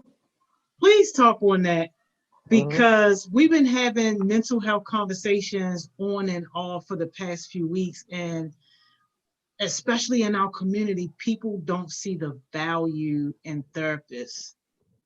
Therapy is important. You know, just because you may feel like you don't need a therapist, just talk to somebody else. Vent. I vent to people all the time. I call my therapist, and sometimes she'll call me or Rashad call me, say, hey man, they send a text. How you doing? How you doing mentally? Right? Because as an entrepreneur, you should always have a therapist because customers will get on your nerves. Right? I'm telling you that now. They will wear you out, right? But you can't please everybody. You got to understand you can't please everybody. However, you should also understand that you need to talk to somebody. You have to. Because if you don't, it's going to bottle up. It's like a soda. You shaking, keep shaking, and keep shaking. It's going to explode eventually. And you never want to explode because that's your image exploding. Who wants to see a bomb explode? Nobody. It can cause damage, lifetime, long-term damage, and you don't want that. So talk to somebody. Therapy is important. Um, as a parent, you should have a therapist. Your children should be able to talk to somebody. Anything that you're dealing with, your friend, talk to a friend or somebody. Just never hold on to it. Just let it go, whatever it is. And when did you know, like, yeah, I need a therapist? And how did you go about that process of like finding the ones that were right for you? Because obviously you love yours, you naming them. Yeah, yeah. When my mom passed, um, I called my therapist that day. I called Jennifer, and then I called Rashad. And I told them both. I said, "Hey, you know, my mom just passed." I knew them prior to. I've never used their services, but I've always, you know, the funny thing is that I did use their services and never knew that I was using their services because I would always communicate with them, right? And they would listen, and we talk. They would listen to me talk, and they would just give me advice, and I never paid attention that I was getting therapeutic services right there, right? So when my mom passed, I called them, and you know they helped me. They jumped right in. They didn't charge me a dime. I tried to pay them, they wouldn't. So I remember one day that I was giving out money on Facebook. I was just telling people I'm a blessed people. Drop your Cash App name, and she dropped hers, and I sent her $100. You know, and you know other people got like $5, $10, but I gave away like $500. You know, but the point of it is that you got to find a way to bless the people that bless you. And for me, that was a way of blessing her. And she always knows, her and Rashad always know that I'm there for them. And if you ever get a chance to read Rashad's book, a lot of people don't know I'm in Rashad Mills' book. He talked about me when he got arrested, you know, and was in jail. Nobody would help him. I was one of the ones that helped him, you know. And if you go on his radio shows, he'll talk about it. I rarely don't talk about it because, it's not my business to talk about what I do for other people. But those are the two people really, really that shaped and molded me to really the man I am today. And man, that's it. Therapy is important. Just talk to somebody. And if y'all want their information, I'll gladly give it to y'all. I'll put it up here on the chat so y'all can communicate with those people. That would be amazing. And like, what would you say to young people who are still kind of caught up in that stigma just around mental health? Like not dealing with it, not thinking that it's a real thing. And then also, like, were you this conscious about that when you were a teenager? What therapy? Hmm. No, because my mom never told me about it, or my dad never said nothing about therapy. So even back in 2006, when my brother got killed, um, I never even received therapy for that. So yeah, so it for me, I just kind of just been rolling. I've been rolling, but it really shaped and molded me into who I am today. So that's why I push therapy on people, and that's why my children will always get therapy services. Oh my God, I'm so sorry for your loss. I didn't even know that about your Hmm brother. He got shot in the head August 20th, 2006, left in the alley on Spalding. Yeah, yep, yep. So, Wow. yeah, so, that never ran me away from the neighborhood, I still, and you see, I'm still there, still providing, and that's why I'm respected the way I am in Baltimore and in that neighborhood, because I never gave up. I Hmm. never gave up. So, Oh my gosh. Did you do anything around like the protests and stuff like that was happening recently around all the things that are going on with Black Lives Matter, George Floyd, all that stuff? well, you know me, I don't do what everybody else is doing, and it's something I've been doing. I've been talking about racism. I've been talking about inequalities. I've been talking about the banking system and how they utilize your race and don't want to give you loans and stuff like that. Um, so we have to build our own system. So one of the things that it did was build the Be More Movers and Shakers group that has Stephen Green, Rodney Carr, Eric Randall, Dwayne Bimbo, Martise Harden, and it has Shelly Stevens and Matt Pressbury. Um, and if y'all don't know who those people are, prominent business, Matt Pressbury has the Black Fathers Foundation. Shelly has Shelly Helping Hands. Stephen Green, Painting His Zen. Eric Randall has a multitude of business, but you morely see them Be More Like Us and a credit repair. Um, Dwayne Bimbo, the Funnel Cake King. If y'all love funnel cakes, you got that Funnel Cake King. Um, so Martise Harden has Auto Source, a car dealership. They repair vehicles down there, 2631 Gwen Falls Parkway. Rodney Carr got the Eye Care Foundation. So we built a system of this Kermit Focus Movers as well. One of the best, the only moving company in Baltimore you should be utilizing. All right, it's great like that. So we formed a group and we communicate every day in there, and we're looking to do some things more than what we do. We give a car away on Christmas to a family. We've been doing that for the last 3 years. Um, so you have to build something that is useful to the people, and that's why partnerships are important. But building with somebody that are like-minded, like you have to build with like-minded people that y'all have the same vision. Because as long as y'all have the same vision, y'all have no problem. You have no problem. Now, a lot of young people say that they don't want to partner or work with other people because of that crab mentality in Baltimore. What's Well, your again, take on that crab mentality, and what would you tell young people specifically about maybe like the benefits of partnering or how they should go about it, other than finding like the like-minded folks? well, one of the main things is that you have to know people that are like-minded. So for me, if I see you're not community oriented, you're not. We're not going to work right off the muscle. If you're not donating and doing stuff, and you're not actually in the trenches, we're not gonna work. Because I'm all about the community. I'm all about helping people. And the reason people didn't see me visually at the explosion that just happened because I sent help. I sent help. We sent money to make sure you don't always have to be there. Now, a lot of people did it just because it was an opportunity for them to be seen. I don't need to be seen. I don't need to be seen. You don't, and remember this: you don't always need to be seen. Your efforts, your generosity is good. It should be good enough. Sometimes I don't always need to be seen. You about to have us going off in here because that was a situation with some of them protests. Let me just get in front of the camera to say that I was here. Come on You now. didn't see me. That's why you didn't see me at the protest because, again, if you've been talking about it or been doing it, you don't have to start. Why start now? Who wants to be ridiculed with racism? Who wants to be harassed? We know Black Lives Matter.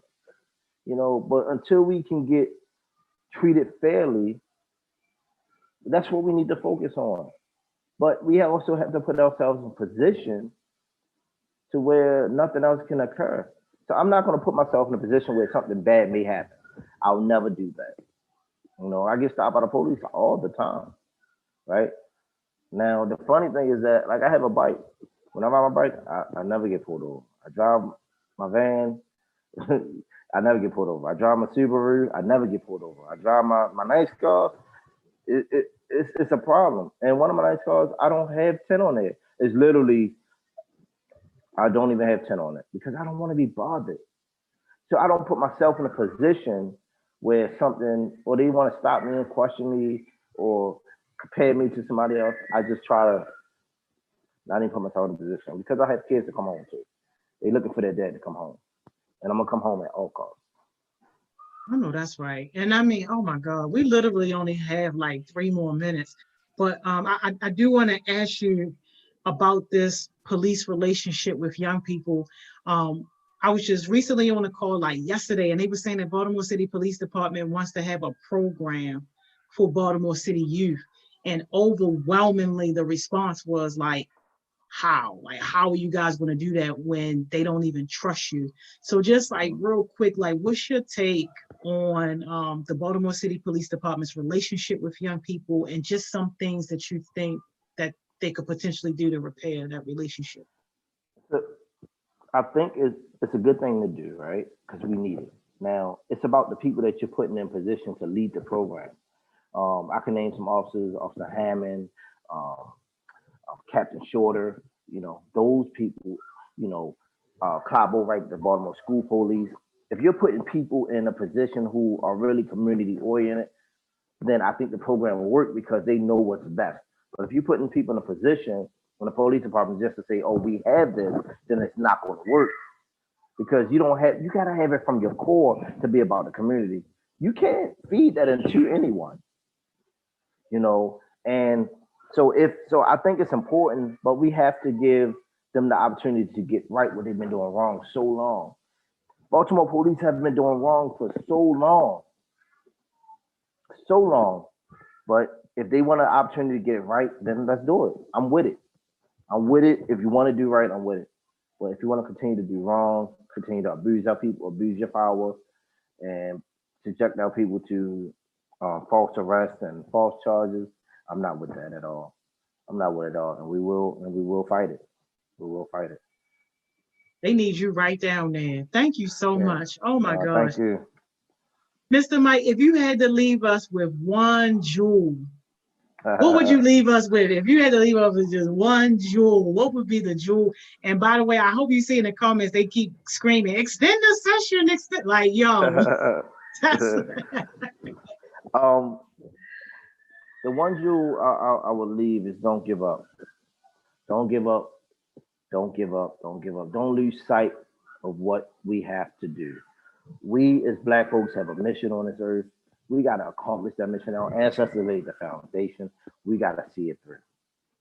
You can't give up. You can't give up. I put up a post, 2 posts this morning about ice queens and poppy cuisine. You know, they have been um, stumbled with racism and harassment and vandalism because they're in the Fells Point and Locust Point area because those people don't want them down there. Well, we got to support businesses like that, right? The only way to end racism is through black excellence.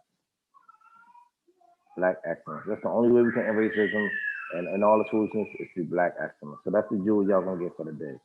The Yes, only way, we love it. that's right. That's the only way to do it. We love it. You got to put your IG name there so they can slide in your DMs because you already know they're going to be harassing you. Yeah, I got you. I got you. Thank you so much, Mr. Mike, for all of your wisdom, for sharing your time. This was just amazing. Thank you, thank you, thank you. Yeah. Anytime y'all need me, I'm here. And we'll do this again, you know. We'll do this again. Maybe we'll do a Father's session. You got to. You got to. Yeah. Yo, drop the Facebook. Yeah. Find me on Facebook, IG. Y'all better create your Facebook accounts. Oh, they don't have Facebook. Yo, Instagram, Instagram. Instagram on it. I put my Instagram on there. China Mike on Instagram.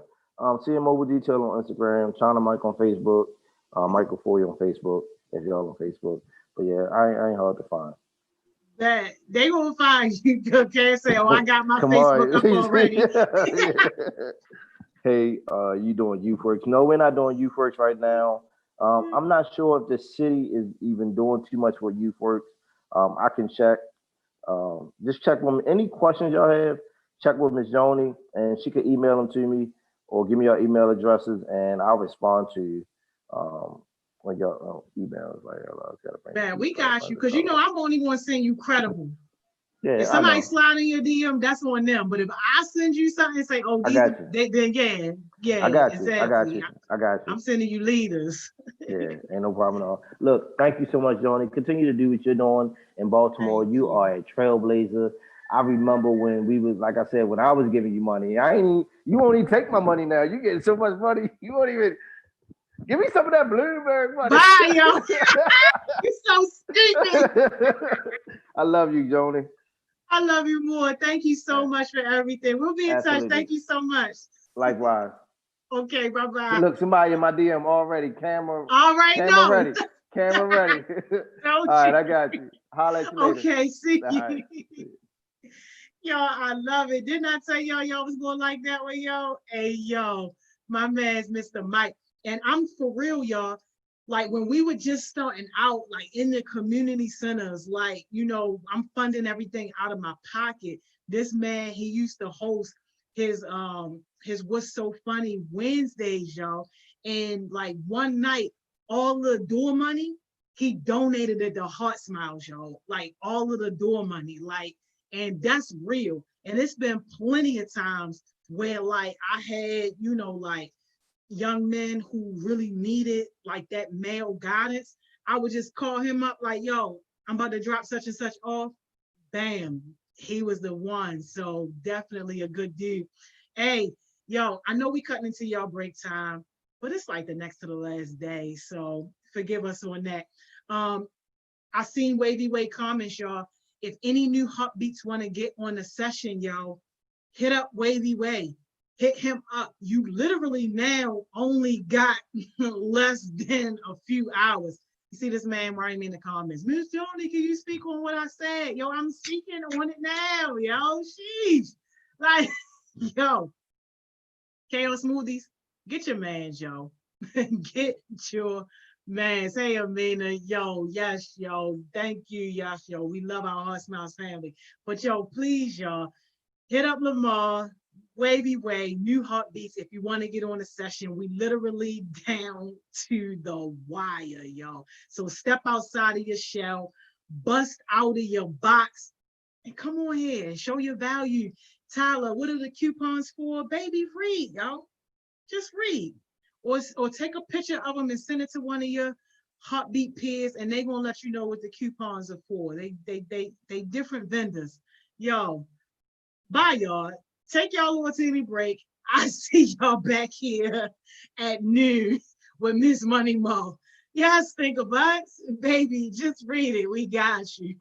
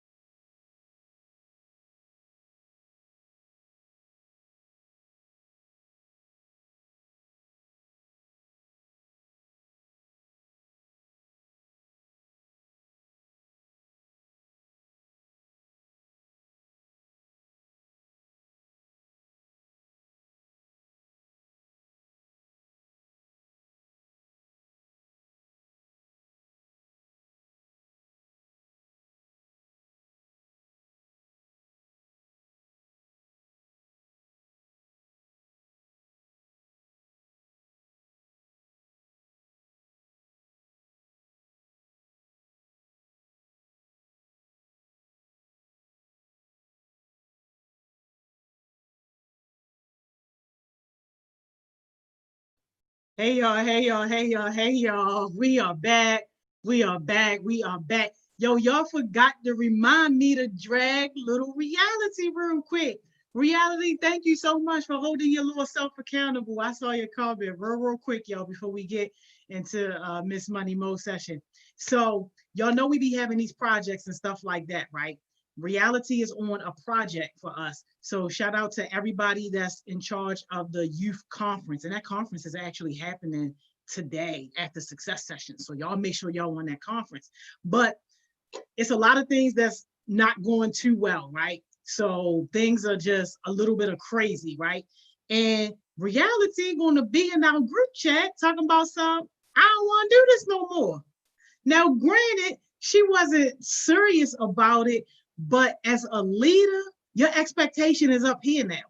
So things that you say, we looking at. Things that you do, other people are looking at that as a model. And as a leader, like, yo, you got to make sure that you are always exemplifying something positive and that your words are matching your actions. So don't be up here giving us them negative vibes and all that, especially in our group chats. Like, look, that's the reason that we prepare you guys for leadership, not because it's about to be easy and things about to be all gravy and things about to be all good. We know this stuff ain't perfect. And that's why we prepare you to deal with things that are not perfect so that you can try to help us make things better. So yeah, reality, I see you. I know you was mad. And being mad is a normal reaction, especially when stuff ain't going your way. That's a normal reaction. But as a leader, you don't get the right to act out as an average person no more. That can't be your reaction. You ain't average no more. You a leader. So now, even when you get mad, you still got to be mad professionally. Now, when you go home and you shut your door and it's just you need to scream, break a wall, do whatever, all that. But in your team, in front of other people, because now you are a role model, people are going to look at what you do as the standard of how to act. So you're standing up there, baby. So that's real quick, y'all. All right, let's bring Miss Money on here, y'all. Y'all say we will not see me like that no more. I know that's right, reality, because you're a leader. We already know that you are, but that's a small thing, man. And if you can get that now as a teenager, you're gonna be a beast by the time you get into your adulthood. Miss Money Mom. Hey y'all. What's up? How you doing? How you, yo, next to the last day, yo. Next to the last day. Y'all better take in all the tumbleweeds y'all can, because this is next to the last day, y'all. What's up? I couldn't hear, I'm sorry, I couldn't hear you for the last like 20 now you seconds couldn't or hear so. me.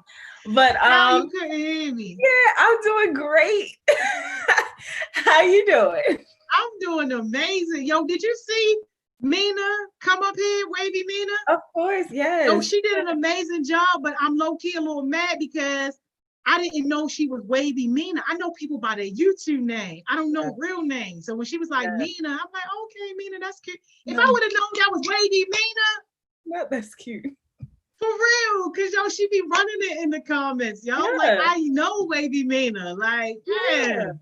Man, I'm so mad that she waited till yesterday to say something, but it's okay. It's okay. She still got on that and killed it. And I love the fact that she was like, yo, I'm scared, but I'm still here. Yeah. Boss move. That's a boss for you. That's a boss. Like, yo, I'm going to do it anyway. I feel that on a deep level, Mina. I feel it on a deep level. So, yes. Why? Because you ain't want to do success sessions when I first asked you? I just feel like you need to move past that. I'm talking about other situations. I'm talking about other situations. Y'all know Miss Money Mo ain't want to give y'all them tumbleweeds. When I first asked her to do success sessions, y'all know she turned me down. I think they all know at this point. All right, my bad. Y'all know I have a hard time letting stuff go. Y'all know I just be, I don't let go. Oh my goodness. We need a session. Yo, who are these people at the door, y'all? Do I open the door or not? Let us pray hard. Hold on. We praying. However you talk to the Lord or whoever you worship, let us all pray Dear Heavenly Father, let this session go how it's supposed to go. Jesus, let nobody get some dragged. of these names I just don't know. How you gonna interrupt my prayer? I didn't even say amen. It's fine. Oh, my bad. Go ahead. Amen. I was really praying. My bad. We Go done ahead. yet?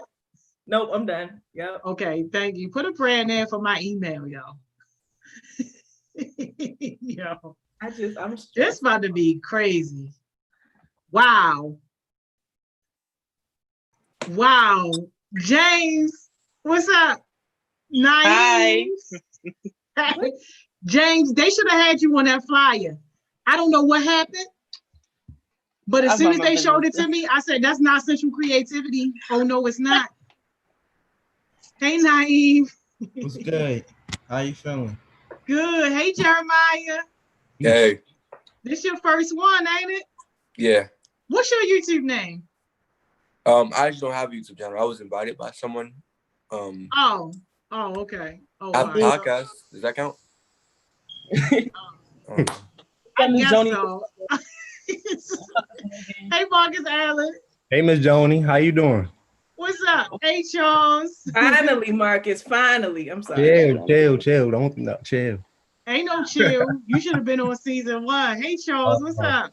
I knew this was great happening. Nothing much. Ma the General. What's up? I'm doing good. I'm doing fine today. Good. All right, y'all. Welcome, everybody. I'm so glad everybody is here. All right. Let's get quick introductions from everybody. There's 6 of y'all, Lord Jesus. Okay. Go ahead, James. Get us started. Hi, how y'all doing? I'm James Gaither. I am the CEO and creator of Central Creativity, the graphic design business. And I'm an OG Heartbeat, so I'm just here, just to have fun, get the vibes. Thank you, James. Naeem. My name is Naeem Adams. I'm 15, the creator of the HeartSmiles app. I'm an app developer, and I'm about to do phone days. Thank you, Naeem. Jeremiah.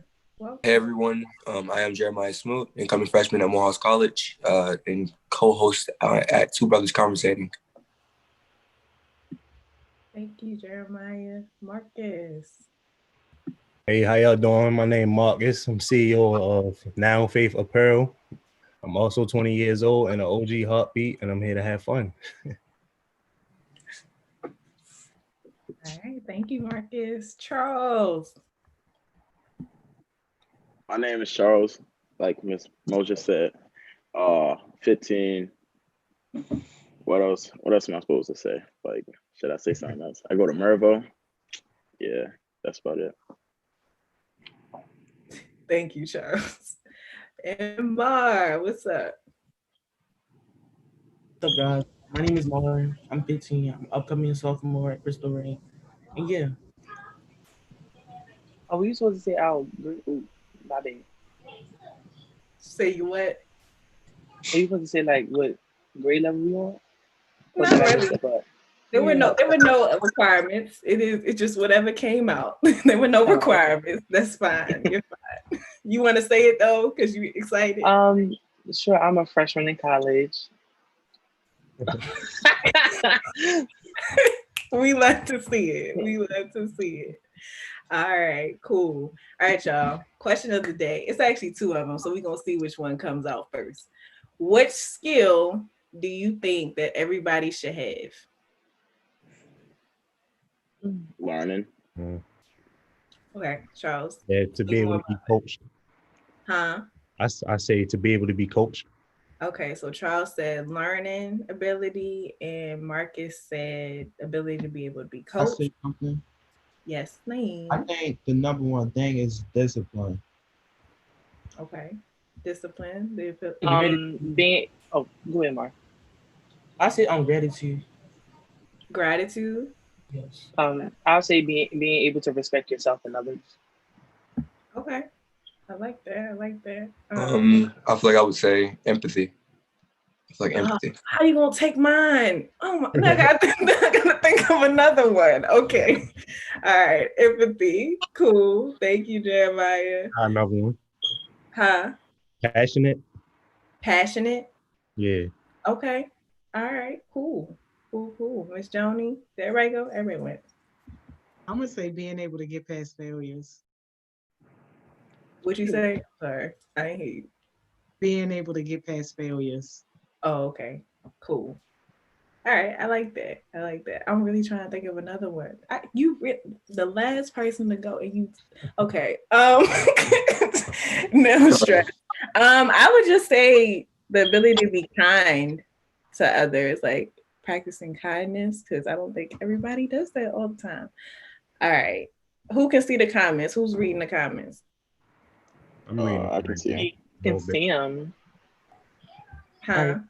Somebody said consistency. Consistency is a good one. Jada said growth mindset. Growth mindset. Okay. Jada said deep understanding. Deep understanding. Okay. She didn't even say understand. She said deep understanding. A lot of people saying communication.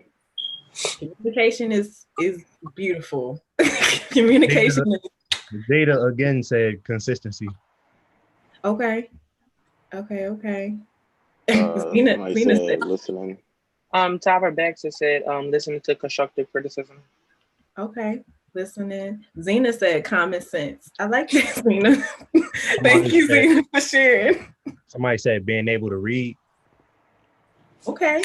That's Yeah. right. I mean, that's a big something. People Stinker under said it's so many skills these people need, Lord. Man, I was my people baby. can barely read. People can barely read. And, No, okay, let's talk about that for a second because people underestimate the ability to be able to read and write, honestly. And those are skills that everybody's entitled to. So, yeah, nah. Naeem, were you trying to say something? Oh, I would say definitely, of course, reading can be something. And plus, when you read, bro, you acknowledge more things you could ever thought of. Absolutely. So, yeah. No, thank you. Maya also said comment. I love that answer. Common sense is that's the best one. Y'all win for that one because that's funny and that's true. Also, Jada also says self-awareness and self-respect. I like those as well. All right, y'all. Thank y'all for answering the question. Take it away, Mar, or whoever is leading this. It's me. So yeah, I made a session this is a part 2 from last week. We had like a bunch of boys on, new boys, old boys, new heartbeats, old heartbeats, about basically bringing boys up and making it to the top, be consistent on working on projects, coming together. And yeah, oh my gosh, whatever happened yesterday, y'all, it happened yesterday. I apologize. That's all I'm gonna say because it keep wanting. No, you're not doing that today. Okay, thank you. Anyway, so yeah, that's why I'm bringing all these boys together. To talk about their issue. Well, bringing us together and all that. So yeah, sorry, you got something to say? Yo, that's not how you handle that, though. I was gonna say that. That's not how you handle that. You need to address it in a professional way and be a leader. Like, first of all, it shouldn't have never even happened, so it shouldn't be nothing for people to talk about. Please get me off this live. Take care of that, Ma, please, and clean it up. All right. Anyway, so let's see. Right. So I had Marcus Ellie on here. He's an OG heartbeat. So hold on, Marcus. I mean, not Marcus. Mar. You missed it. Miss Joni saying you have to. If somebody brought up the situation, address it in a professional, respectful way. Because we all know at this point just right, you doing what our city officials do, sweeping stuff under the rug and not addressing the people that want to hold you accountable, the people who you're supposed to be leading. You're doing the same thing that they do. You don't want to talk about it. It's not How is that different from what we fighting against? Don't be them, y'all. Be different. You're right. But I'm not fighting like against it. I'm just saying like it was brought to my attention so many times. I apologize to every single person that texts my DM. So like it's just like still coming up. But I apologize for not coming to the meetings on Tuesday. And yeah, that's all you can hold me accountable to that. So yeah.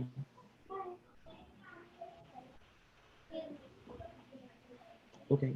So yeah. And I have a friend on here. His name is Jeremiah. Basically, I met him through. Well, we was on a Steve Harvey show, I believe, together, right, Jeremiah? Yeah. So me and him Yeah. was on the me and him was on the Steve Harvey show together. And ever since that, like we've been communicating and stuff like that. He do go to Morehouse, I think. Yeah, Morehouse. So yeah, thank you for being on here too. All No right. problem. Let me get a question. All right. Growing up, who motivated y'all? Like, to become who you are today?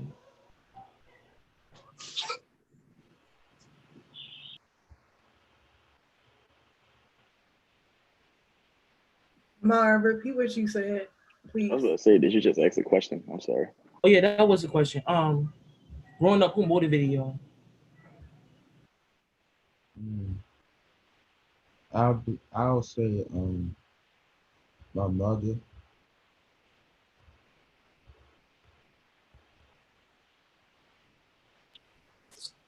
Why does your mother motivate you, Naeem? So say who motivates you and why, everybody. Okay. The reason why my mother motivated me because she taught me what was the definition of no limits, or like I could be my own pace and I ain't have to worry about what people could tell me what to do. Even though sometimes I don't like to be told what to do, I could just, be in my own space at all times, so I don't have to be bothered from anyone else. It taught me how to be independent, so I ain't got really depend on nobody or ask nothing or ask for a handout. So that's what I was taught growing up, and that motivated me as well.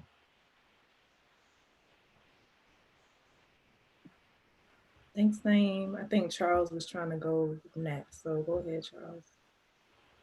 Um, somebody, honestly, I don't, I ain't really have nobody. I mean, my mother and my father. I mean, you can say they motivated, but they ain't really motivate me to do nothing. It's not like I was. I guess the biggest motivator for me is myself, because I don't, I don't know. I don't know, to be honest. I don't really have nobody telling me do this, do that. I mean, I just tell myself what to do and make sure I don't do nothing that's dumb. Um, Okay. Thank you, Charles. No, that's a real answer. Thank you so much. Um, whoever wants to go next. I would say I'm in the same boat as Charles. I ain't really had nobody to motivate me on my way up either.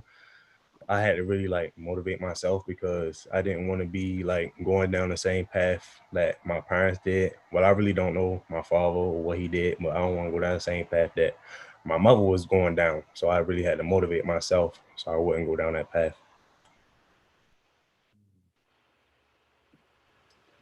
Thank you, Marcus. Again, another very real answer. Um, Jeremiah, I feel like your finger might be on the button. Go ahead. Yeah. Okay. I would say my answer was my mom for sure. Cause like watching her do different things, like work multiple jobs, like it showed me like you can't be lazy. If you want something, go get it and just make it happen no matter what. Like there is no limit. So that was like a big motivator, for sure. Um, the people that motivate me is my parents, because some may not know that my parents are still married. So I say that both of my parents, because even though my father didn't graduate high school, my father told me like strong work ethic and like what to do and what not to do and how to strategize your money and things like that. And my mother, I could say my mother told me how to get through obstacles when things get in your way, because she's a pretty strong person when it comes to like things getting her way and how she can move forward with them.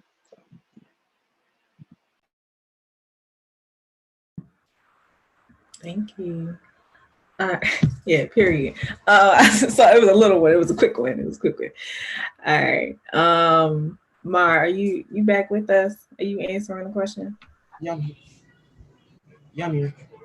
So a person that motivated me, I don't think anybody really motivated me. Like I just started being myself. I wasn't the type of person to look up to anybody, so really like nobody. Well, I would say my mother because like she's a very strong person. She's a strong believer in God and stuff. So that motivated me to believe in God more. So yeah. Thank you. And then Miss Joni. Oh, my mom for sure, hands down.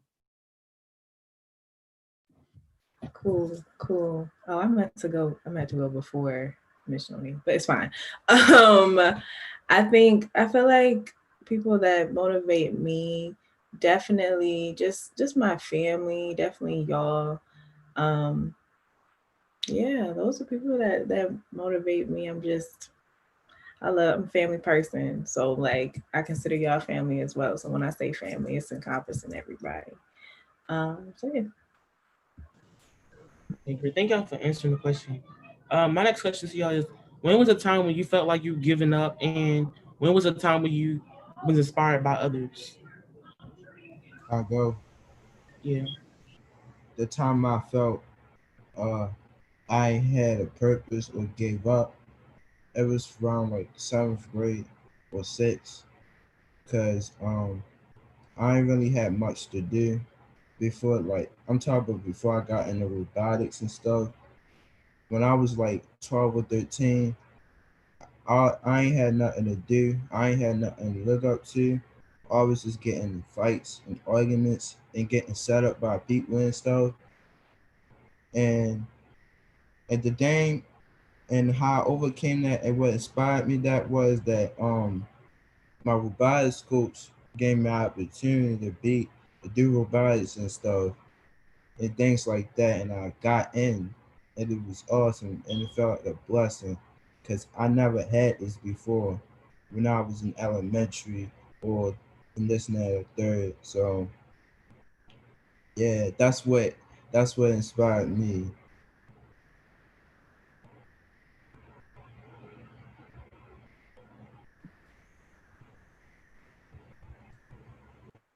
Charles, go ahead. Same order from last time. So the same order for all the questions now. Only time I ever really felt like I was about to give up was football practice, because I was uh I mean, I'm active now. I mean, I'm still like, I ain't skinny or nothing, but I'm active now. So it's not as bad. But when I first started football practice, I wasn't throwing up or nothing, but I was always tired. Um I was always, I don't know, I was mad slow. I mean, then I ended up getting I got sick and I had to go to the eye doctor, so I ended up getting cut anyway because I got missed too much practice. But and the time I felt inspired by others was uh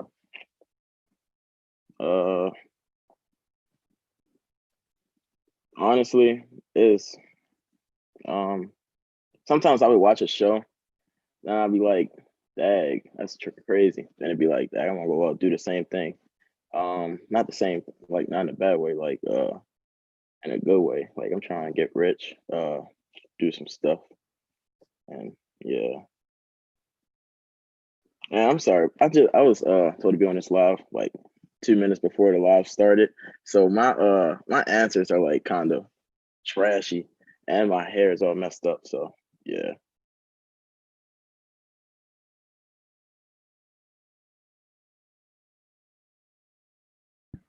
Charles, just be ready. I mean, I know things are happening, but listen, you look fine and you are doing fine. So thank you for coming. All right, go ahead. Whoever's The time where I felt like giving up was after I graduated high school, when I thought I was gonna go to college, but I didn't. Also, a time where I felt inspired by others. I'm always inspired by my brother because he always like out doing big things. He always like working every day. Like his goal, he a professional basketball player overseas, and his real goal is to like be at the NBA. So every day I wake up, I see him like going to go work out, going to go. Every time he leaves, it's always something pertaining to what he working towards and for his bigger goal. So I'm always inspired by him for what he do.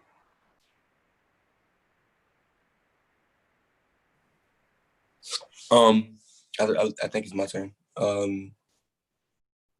So one time where I felt like I wanted to give up would probably be, so my mom, she had like this breakdown, and like, so she quit her job. And then because of that, like she was the only person that was working in the house. So because of that, I had to like step up and stuff like that. And it was like a hard time in a way. So I had to, that was the time I wanted to give up. By the time I got inspired, I get inspired every day, just watching different shit happen. Stuff happen. I'm so sorry. Just watching different things happen. Just, I don't know. I feel like we take a lot of things for granted. Just like certain things that happen don't happen by chance.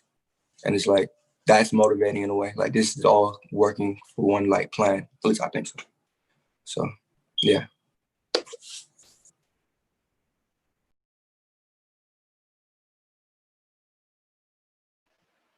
Is it my turn? Oh, is it? I don't know. Go ahead, James. Oh, I say a time where I felt like I do my most recent time. So, like the second week of success sessions, I had a mental breakdown and depression started to hit, and it became very severe, where so I wasn't eating or sleeping for like a certain amount of time. And I was just I would wake up every single morning, get on success sessions, like just go back to sleep because I didn't have no energy in me. I didn't have like no power in me to even like roll over or like even get up on my bed. So that was time I felt like getting up. And I say the people that motivated me, let me count. All right, it was a few.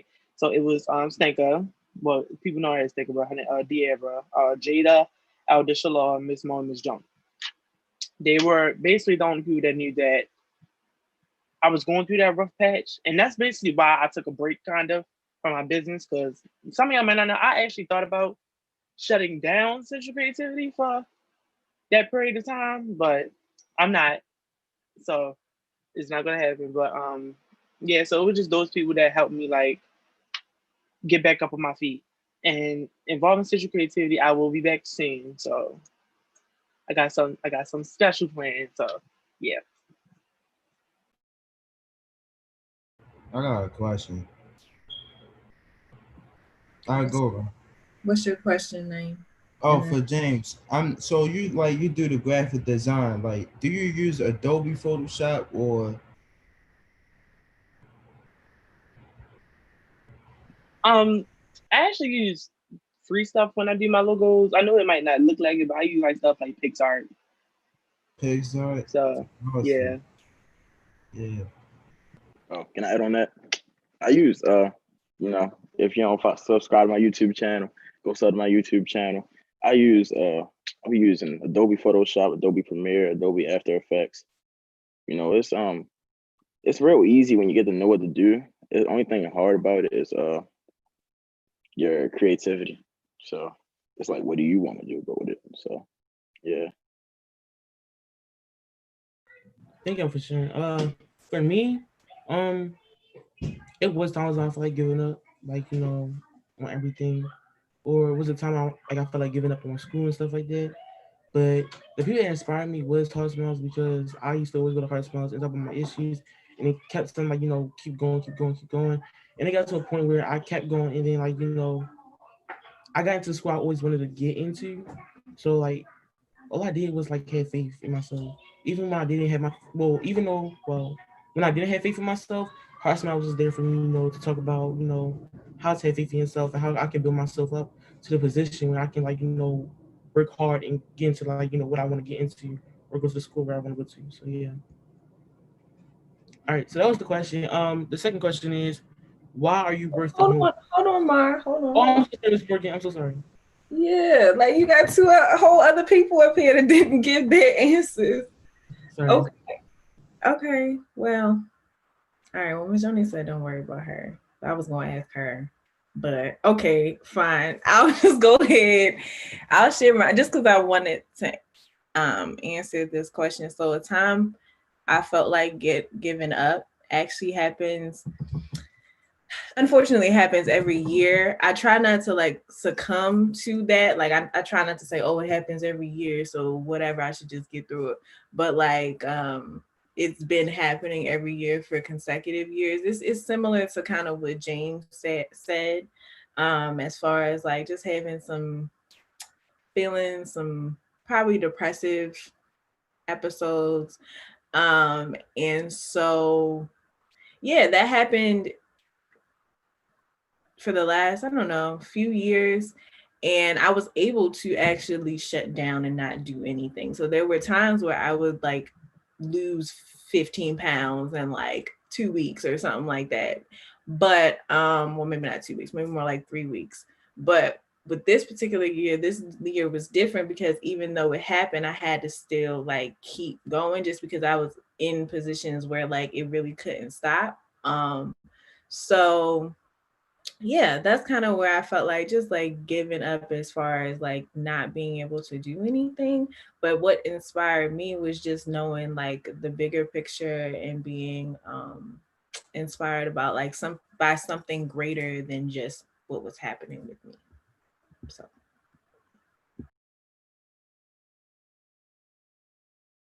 Miss Johnny said she want to go.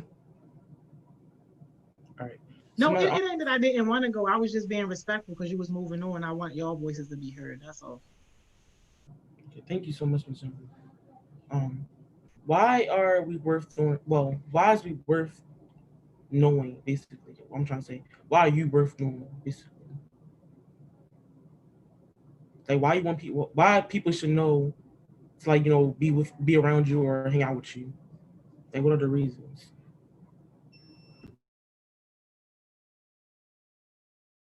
Naeem? You said why are you worth knowing, right? Yeah. All right. Well, the reason why I think not only me I'm worth knowing, but everybody else. I mean, when I say everybody else, I mean every individual that's existed, don't matter what they look like. I think us, it's worth knowing. Well, me, it's worth knowing because not only we have a purpose, but we are worth your time when we spread, when we share not only our positivity, but we can relate stuff you've been through, and we can. We not the type of people to say, "Oh, you could trust us, or you could trust me." We just wanted to show you the motivation, inspiration, and your needs, not in our terms, but in your terms. What makes you happy, we could try at least motivate you or try and make that happen for you, so you don't always have to depend, or you always don't have to do it by yourself. So that's why I think we are worth knowing.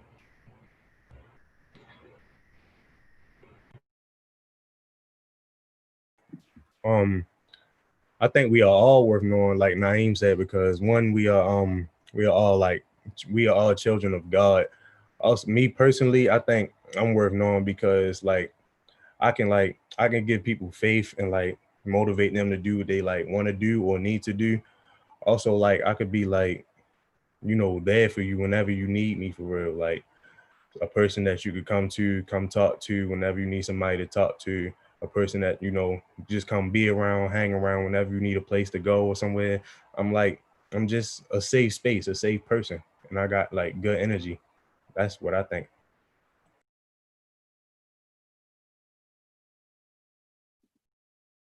Um, I feel like honestly, it depends on who you are. Because if you plan on sitting around smoking, drinking all day, then I'm not worth knowing to you. You're gonna be sitting there doing stuff that don't matter. If you want like build yourself up, then I'll be worth knowing because we'll be on the same boat. Like if you don't want to better yourself, then I'm not worth knowing to you. So it'll just be a waste of time because all you want to do is smoke and drink, and I'm not for it.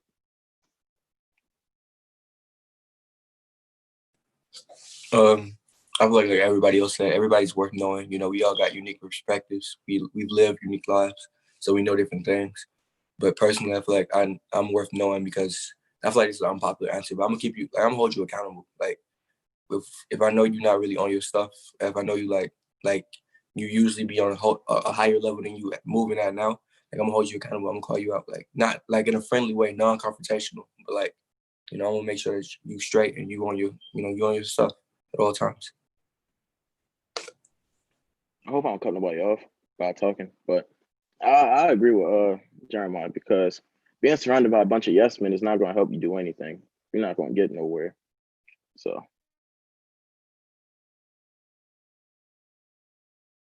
So I'm gonna just go next. I can say that I connect to everybody when they say everybody's enough. We all have we're all different, so we all give off a different vibe to like different things.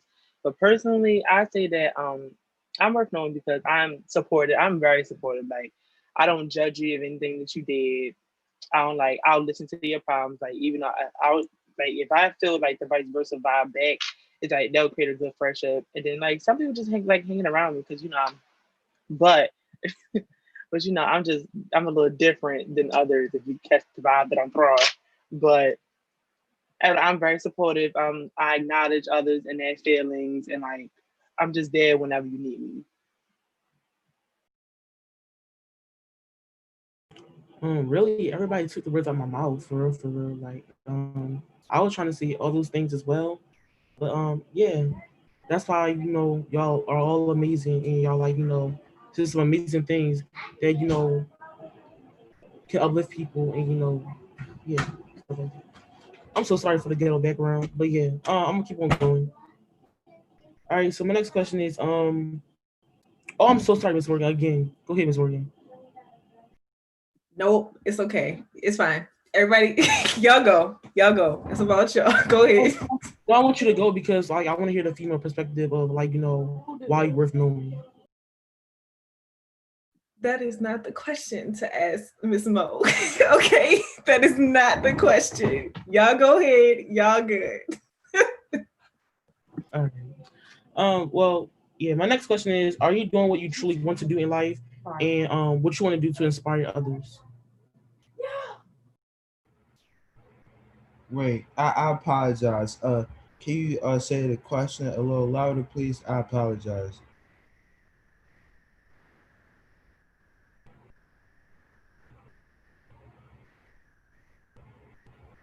I don't know if he heard you, but he said, are you doing what you truly want to do? And if yes, what inspired you to do that? Oh, um, what I'm truly is what I wanted to do, and I'm doing right now. It's two things. It's app development and phone repairs. And what inspired me to do that is that first I never seen no black individual done phone repairs. So I'm trying to make history. Not only I'm trying to make history, but I'm trying to be the voice for the voiceless. And I mean it is some black app developers out there, but I don't see much as in my vision. And plus I wanted to not only I'm doing it for my age, I just want everybody, I want to make everyone feel comfortable, especially it's coming from a male perspective that's 18, I mean 15, and that's a freshman. So it's really, I want to, and it inspires me to do that, especially the youth. Like it's, if the youth inspire me, make me feel awesome. If I help you, you make me feel awesome because if I helped you, if I make your day, you make me happy. It's awesome because my it's a I'm gonna say it's a blessing for sure.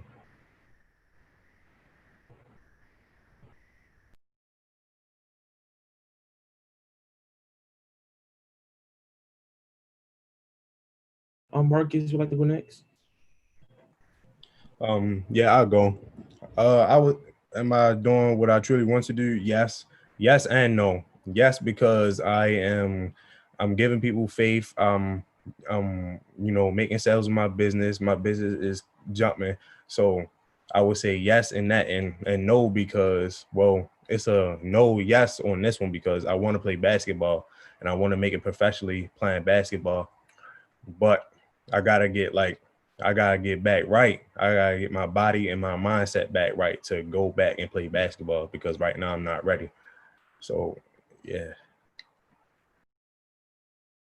Can I elaborate on it? Go a little bit, If you're Naeem. supposed to say something.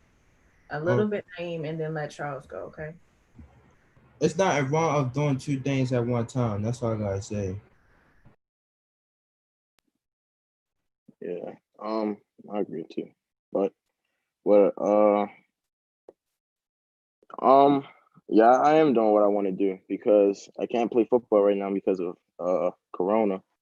And uh I do like doing YouTube, but I mainly just do it for fun. I mean, if I was to get like big off of it, I'll try to make a living. But I just do it for fun. That's probably why I'm not as consistent. Probably post like twice every month. But um yeah, I am doing what I want to do. I honestly, for right now, I just want to make sure I'm getting at least like a 3.5 in school. So as long as I'm doing that, then I am doing what I want to do.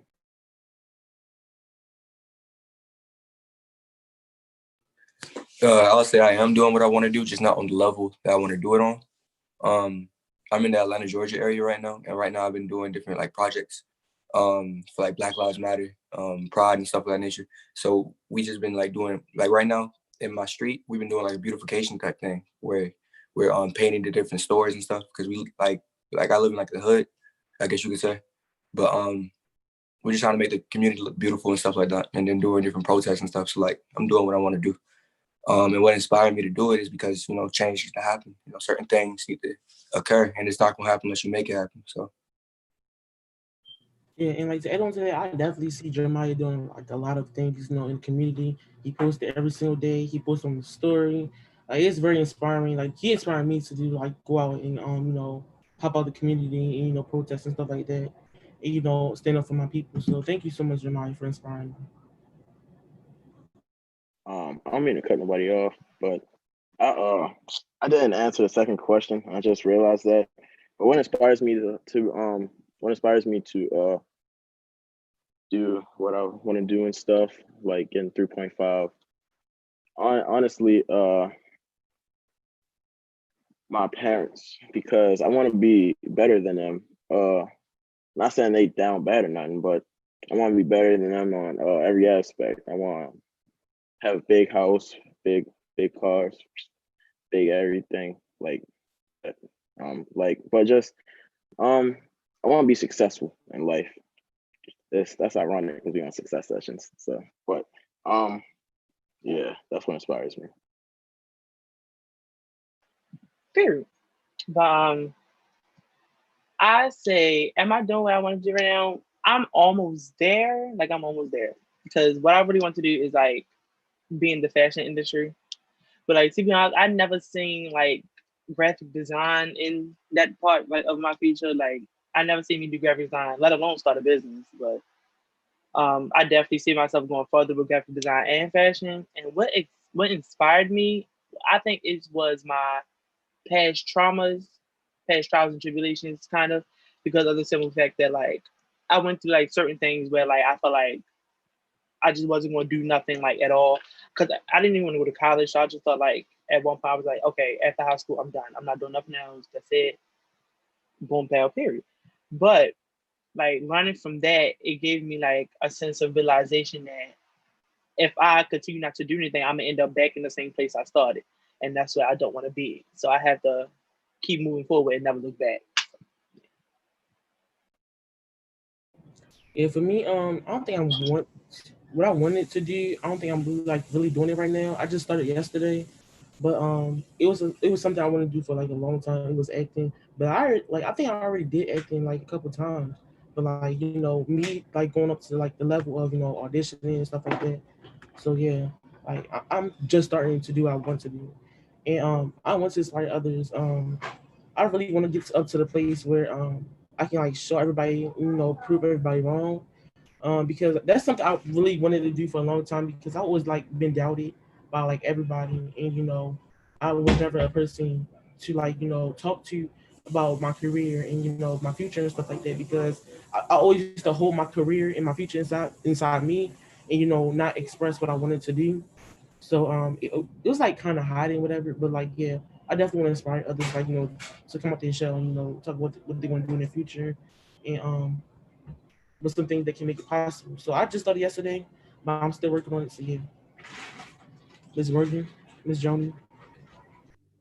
I was just gonna say, I think Jeremiah was about to say something like right before you went. So I always wanted to give him an opportunity to say what he had to say.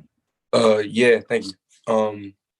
For what James said, because he was like, past trauma is what motivated him to do what he's doing, and that's powerful. Like, I just want to say that, like, that's powerful. Like, a lot of people use their past trauma as like chains. He uses it as like motivation. So like that's that's fire.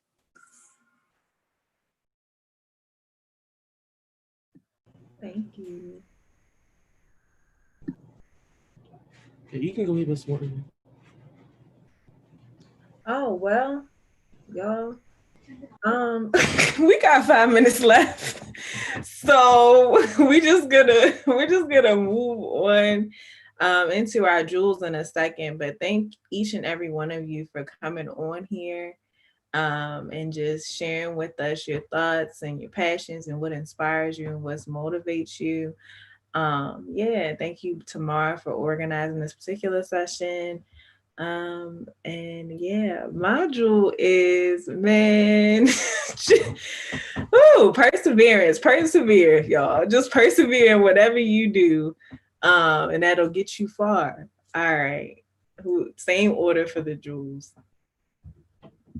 Also, and when y'all see in juice, like give it like can y'all give like motivation, inspirational advice to the young boys and young girls that's watching right now?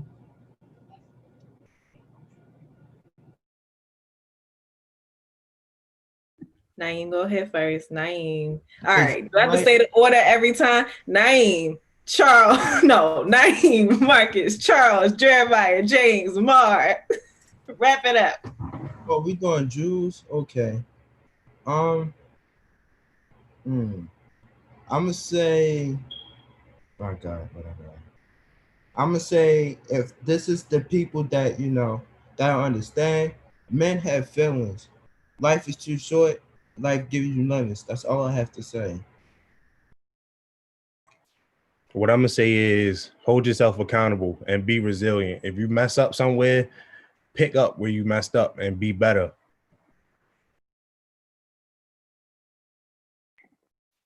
What I'm gonna say is I'm over here listening. I should have been thinking of one, but I got some. So don't just be what you want to be in life. Don't let nobody tell you you can't do something. Like persevere, hold yourself accountable. So I guess my jewel is like all three of their jewels.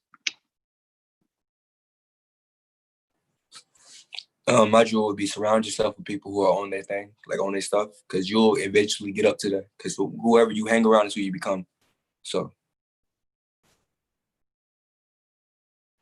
Mine is if you can't find somebody to inspire you, inspire yourself.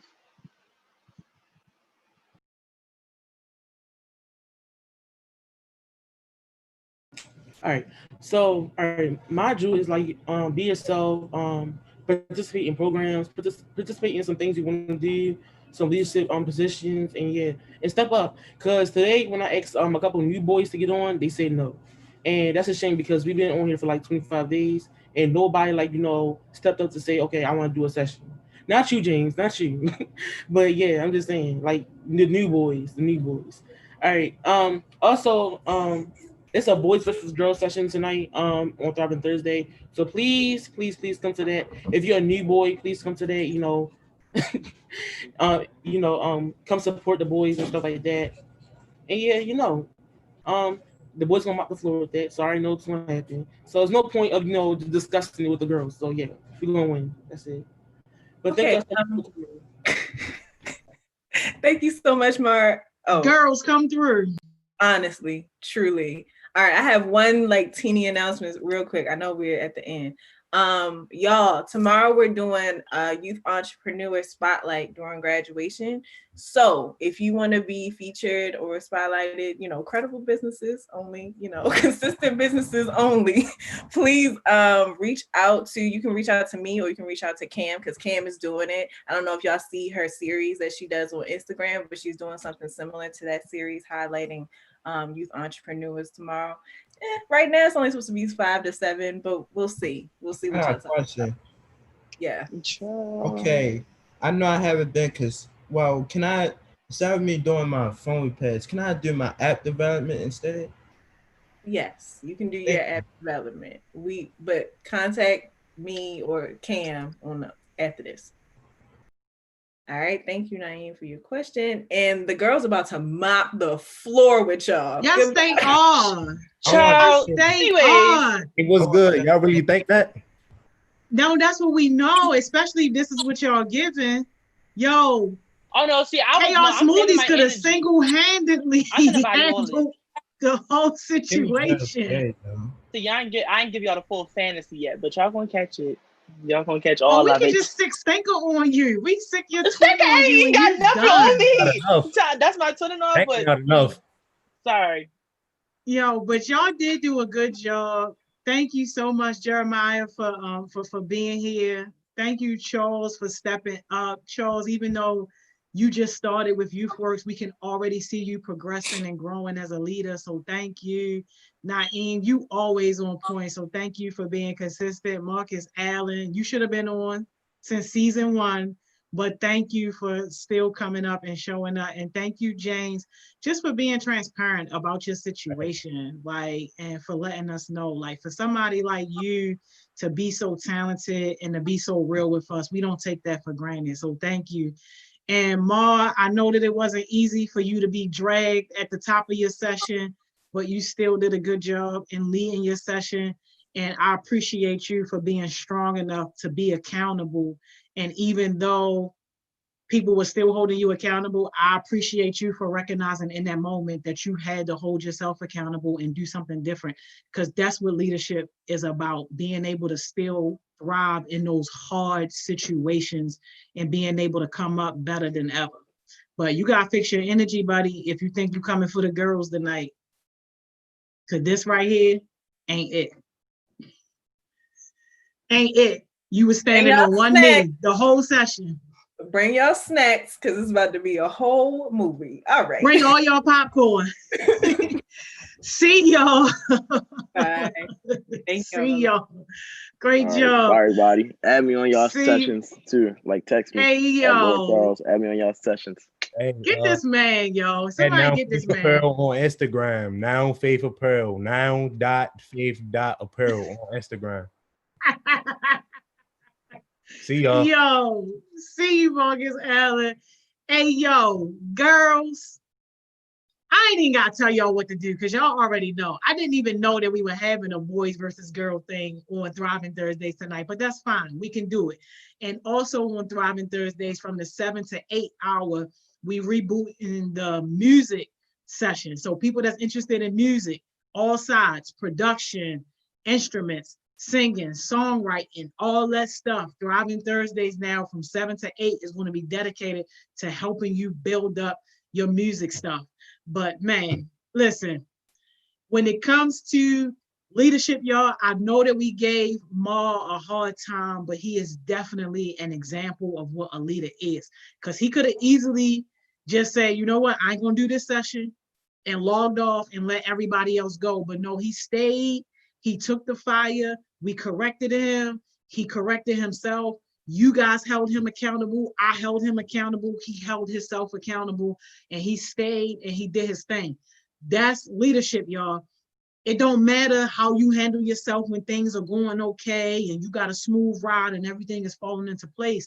What matters is how you handle yourself when things don't go as planned, when things don't go the way that you thought they was going to go, and when people are holding you accountable. Like, come on now, we see that all the time. And like our government officials, like they do something, people want to hold them accountable, and what they want to do, sweep crap under the rug. That's not leadership. So I definitely appreciate Ma for demonstrating leadership at his level. And for everybody that was holding him accountable, I appreciate you guys for holding him accountable out of love, because that's what we do here. We don't break nobody down not to build them back up. The goal for us is for him to be a better leader, for him to be a stronger leader. And if he don't come out that way, then we held him accountable the wrong way. But y'all, that's it, y'all. That's it. Take your little break. Take your little lunch. We're going to be back here for our final session. Yo, Sticker said, I'm going to put that baby pit out tonight. Hey, yo, I already know it. I already know it. You ain't even gotta say no more. I already know it. Be back here 2 o'clock, y'all, for our last and final session before we get into graduation tomorrow. All right, I see y'all back at 2.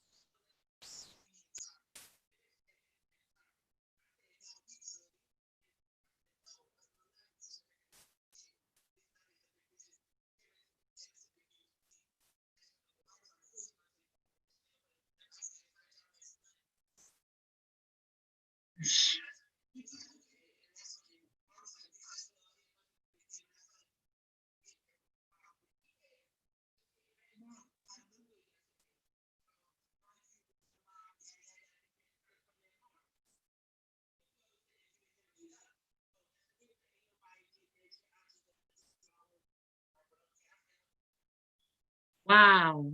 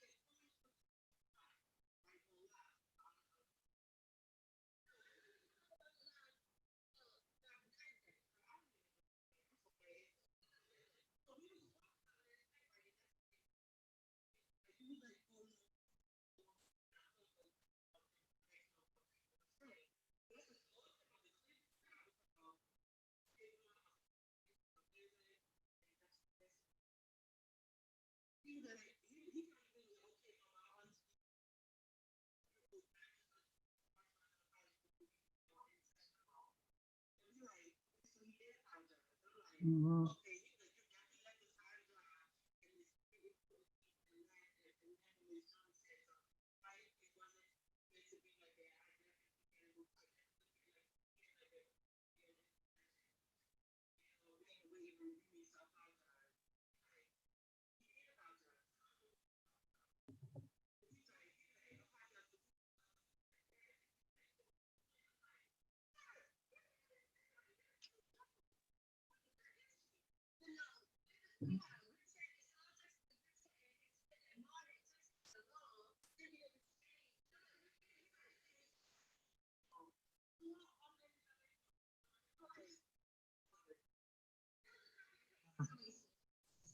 Wow.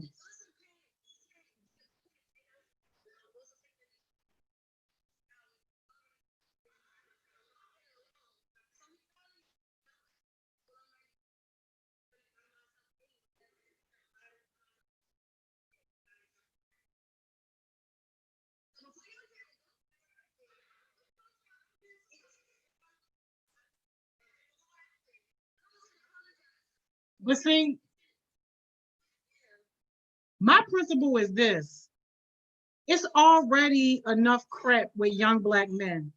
So the fact that y'all can't handle y'all situation, just y'all and somebody, especially somebody who's supposed to be one of the strongest leaders, just gonna quit on y'all, that's unacceptable. You're gonna have issues, you're gonna have disagreements or whatever. Okay, yeah, James, you probably ain't had to tell them to shut the F up, but you know, that's I mean, but like that type of stuff happen in friendships and groups, whatever like that. But if you're going to be a leader, then you got to lead through all that. And coming in the chat, the general chat, talking about something, you're not a part of that group no more. Like, what kind of example now are you setting for all these new heartbeats who are watching everything that y'all do? Y'all know y'all got your own mini Lord cheer squad. Y'all got your own fan base. Like, it's some people, I be getting messages every day, especially when y'all do sessions. It's some people that relate to James more. It's some people that relate to you and Stinker more. Like y'all each got people who identify with y'all. And I got so many messages about Coach Johnson. It's crazy. And this is just a letdown for him to talk all this stuff about leadership just to get in the position where now this group needs you to lead and you step out. That's my premises.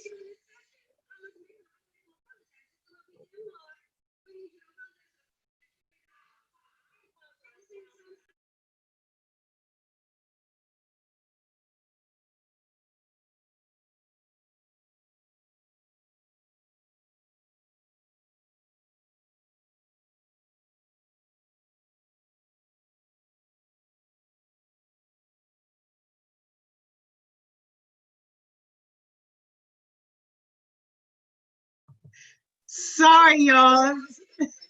Sorry, no, the live. I'm not muted when the live. I'm sorry, y'all. I'm apologizing to them now. I'm sorry, y'all.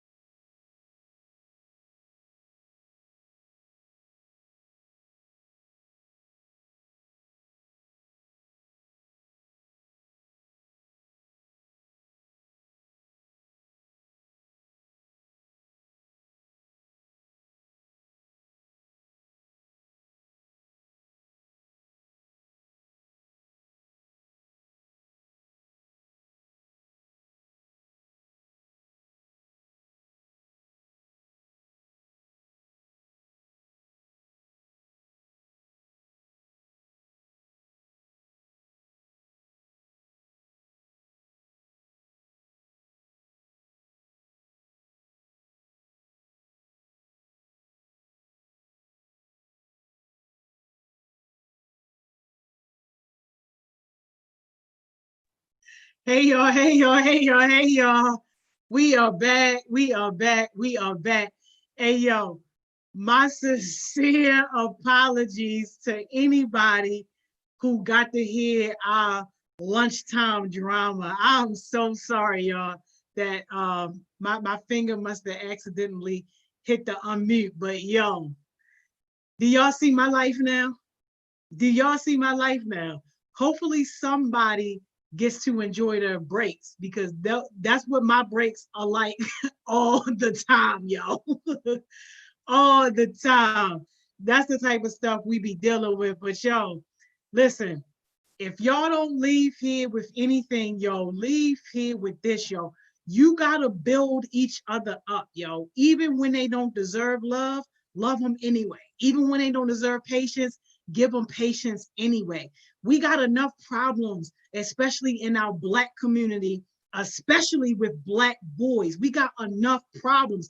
We don't need you making more problems. Yo, and Coach Johnson, yo, how dare you be in our comments like you're not a part of this group no more? Like, yo, what? Clean that up, yo. Somebody get their mans, because that's not how we about to do. That's not what we do. Like, no. Leadership is being able to lead even in tough situations. We don't waste our breath and do all this stuff just for y'all to get in the jam and clam up and drop out and quit. That's not what we do, y'all. That's not what we do. So if anything, this is the time where it's time to show leadership, where it's not easy, where it is hard, and where things aren't going your way. Like, yo, that's leadership. And Coach Johnson, yo, you out of all people, you one of the strongest leaders we got. So what example are you sending to all these other young heartbeats when something don't go your way or you don't agree with something and then bam, you just quit, you out of it? Nah, man. Nah. I don't care if you didn't even mean it. That's not what you say, because now you got too many people watching you. You want a different level, bro. Your expectation is up here, bro. You ain't down here no more. So you can't act like people that's down there no more. Yo, Fab Five, get your mans. Get your mans. Hey, Jay Show said I was going off. Hey, yo, I know, yo, but that's how it be. Like, that's how it be, man. Listen. Again, my apologies to anybody that heard that, but that's real life. And that's what we deal with. This stuff is not pretty. This stuff is grimy, it's hard, and sometimes it's ugly. And that's where we live at. That's what we deal with. So yeah, y'all, listen, let's get into our last session, y'all. We about to send y'all out of here, y'all. Graduation is tomorrow. Yo, let's see what we about to do. Yo, crazy. Hey, Tay, it ain't no negativity. We don't do negativity. We do accountability and we do leadership around here. It ain't nothing negative about none of that. It's real life, y'all, and we deal with real life. Taylor, what's up, baby? You on mute, yo. Here I go. How you feeling? Feeling amazing. How are you?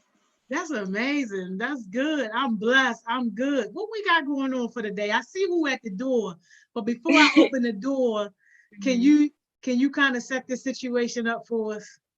So basically it's a whole bunch of controversy going around about the new songs and people who are being put in those role model positions.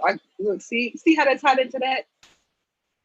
And so basically today we're talking about role models, who should and shouldn't be our role models, peers and children. Ooh, I love it. That's what's up. Okay. So the not just stop.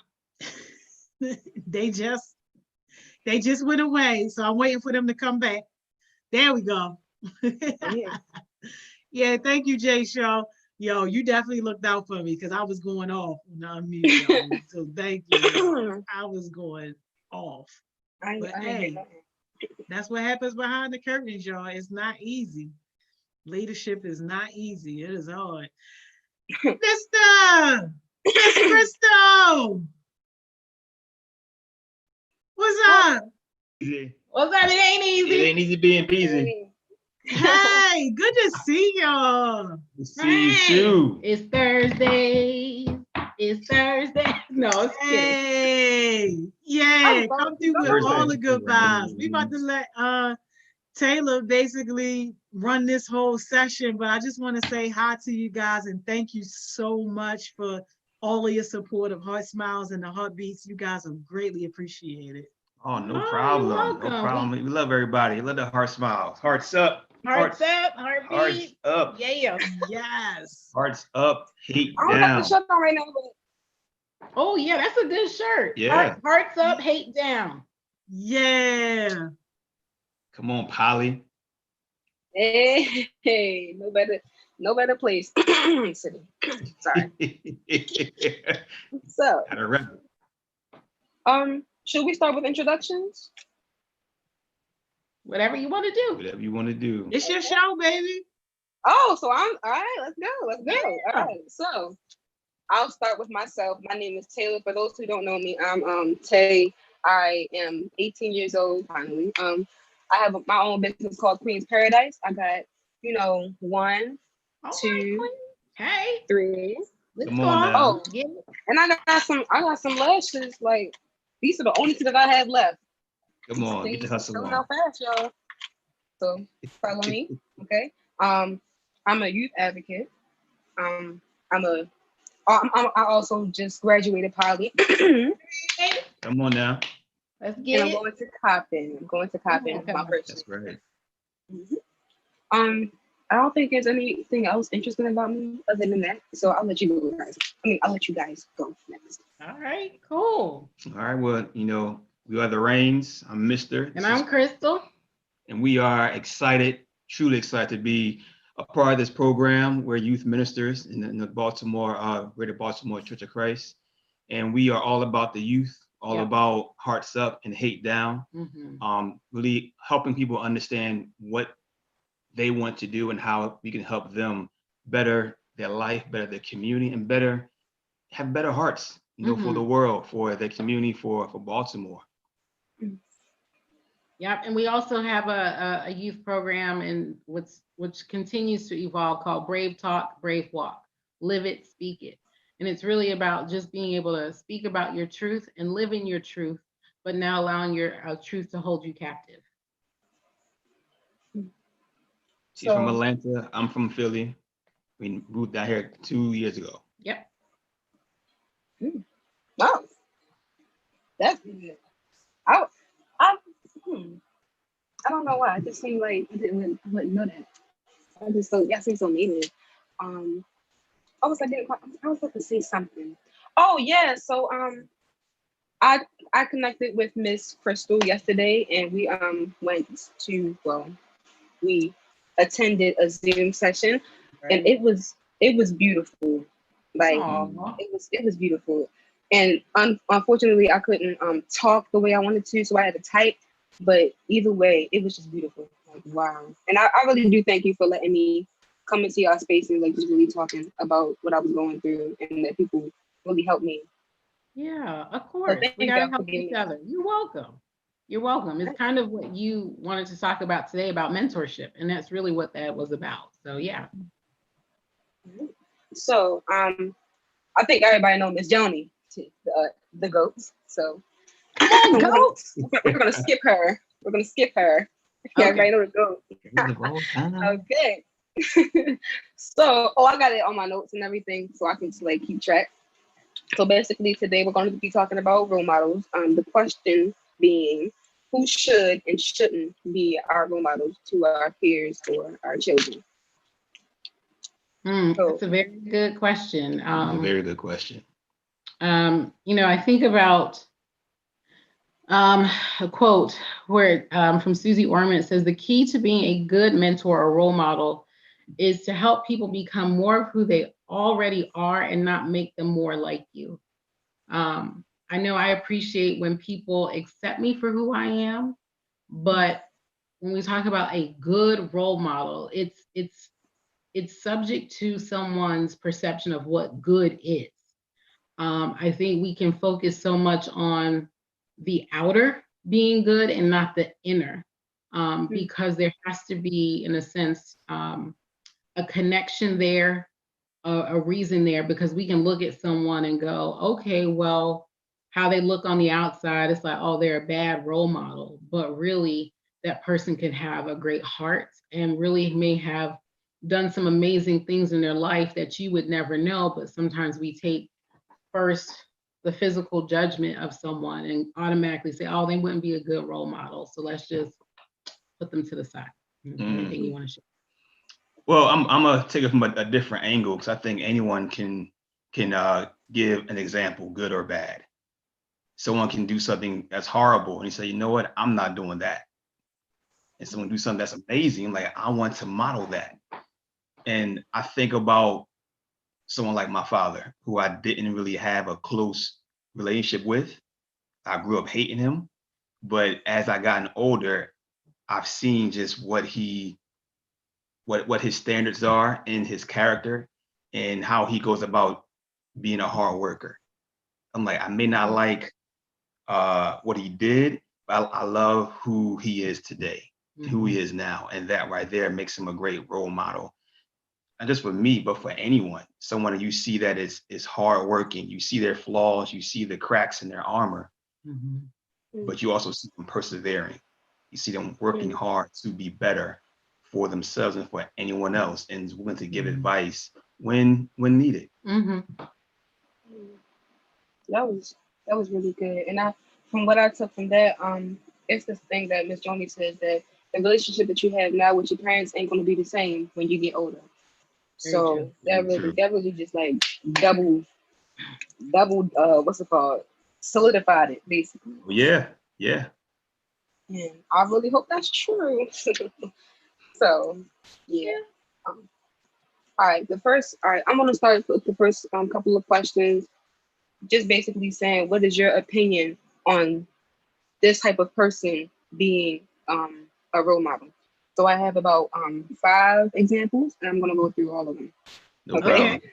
We're game. Right. So the first one is celebrities. Should celebrities be your child or your peers' role model? How do you feel about that? Let me see. You said a celebrity be a child or the youth role model. I think they already are, whether we like it or love it or not. They already are. I think it's really sitting down with anyone that's younger than you and really ask them, like, what do you admire about that person? Some good. Do you see them as being perfect? Do you see just the flaws in their life? What do you admire about that person? And just talk it out. I think instead of just giving our opinion or our feedback on, you shouldn't look at them as a role model. I think it's more of asking questions. Like, how do you view that person? Yeah. That's what I'm thinking. Yeah, I agree. But then there's also the flip side, because I think a lot of people today, when you mention the word celebrity, it automatically goes to certain industries like music, sports are the top 2 industries. When someone says a celebrity that most people think about, instead of just thinking about actors and just even, there's civil rights activists who are celebrities. But I think when you use the word celebrity, sometimes we just automatically default to sports celebrities or music celebrities. And even in that, you got to pick and choose. Like I would tell, someone, it's like, okay, because honestly, you only get to see what's perceived of them via social media or the news. And not all news is real news. Yep. And you really don't understand or get to see their life. So what I would tell someone is, if you're going to choose a celebrity, do your research and get the facts of really what they do behind the scenes. I think what can happen is, especially with music celebrities, especially women, because of how they're coached in a lot of ways to use their feminine wiles or their sexuality, it's automatically like, oh my goodness, they would not be a role model. Whereas some of those women in that industry actually may be doing a lot more behind the scenes than what we know. So it's almost like you got to take the good of each person and say, okay, well, I like what he or she did with HBCUs, or I like this part and how they approached it. But also too, you got to look at the character of the person overall. Ditto. I second that emotion. Okay, that was amazing. My next example, actually, I want to go on that too. So celebrities, I feel that if they signed up for it, then they should be their role models. But most of the time, we never sign up to be anybody's role model. We never do. Nope. But the thing is, everybody's watching you, regardless. It doesn't matter where you go. Doesn't matter, what you do. Yeah. They're watching you. So unintentionally, you are a role model. But if they choose not to be, then it's not anybody's obligations to say, hey, you have to be this for my child, or you have to do this. Let somebody do what they want to do. I don't like the fact that parents or guardians to just like coming at these rappers or coming at these athletes and stuff like, oh hey they did this, and I hate press. Press makes people look bad, and it goes everywhere. Media is like the biggest ghetto. Media is the biggest liar. Even though some stuff be true, they mix it up, remix it, twist it around, bob it, twist it, everything. So you really have to, like you said, study study who you want to be, study those certain traits of the celebrities. Yeah. And I'm gonna do that. So the next one. Can I add something to that too? Go As ahead. I'm thinking about it, I think too, like if we're talking about someone who's like, let's say if a parent is talking to their child about it, and depending upon how old the child is, as a parent, they are most of the times introducing their child to that celebrity by the music they listen to. And so how even the parent presents that person, or maybe if they don't have a discussion about them, can also play a role in how you view that person as well. So I think it's not just, okay, if a child sees he or she celebrity, but most of the time, especially with music and sports, all of that starts in the home. And so however that person or celebrity is portrayed or even viewed by the parent can also be the child can take that perspective as well as of what how the parent perceives that celebrity. So if it's all about bling and floss or whatever, if the parent is using that celebrity for that, then that's most likely how the child is just going to view that celebrity, all about bling and floss and drip or whatever the case may be. So it's a lot deeper than just what we see. Definitely, role models introduce other role models. Yep. And how you perceive those role models can definitely create the narrative in your life. You want to add anything, Miss Johnny? I don't want to leave you out. Oh, I'm soaking it in. No, this is good stuff. Okay. So Make sure you're still there.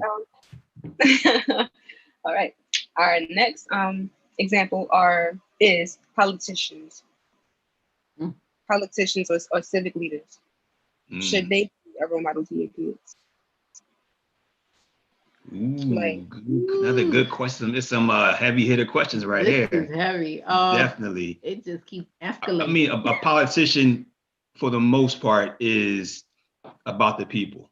Like that's their role, to be about the people, be about the community, and be about helping those who are in need. When it goes to the left or to the right and it's not focused on one particular goal, but you're focused on your goal, that's when it gets misconstrued.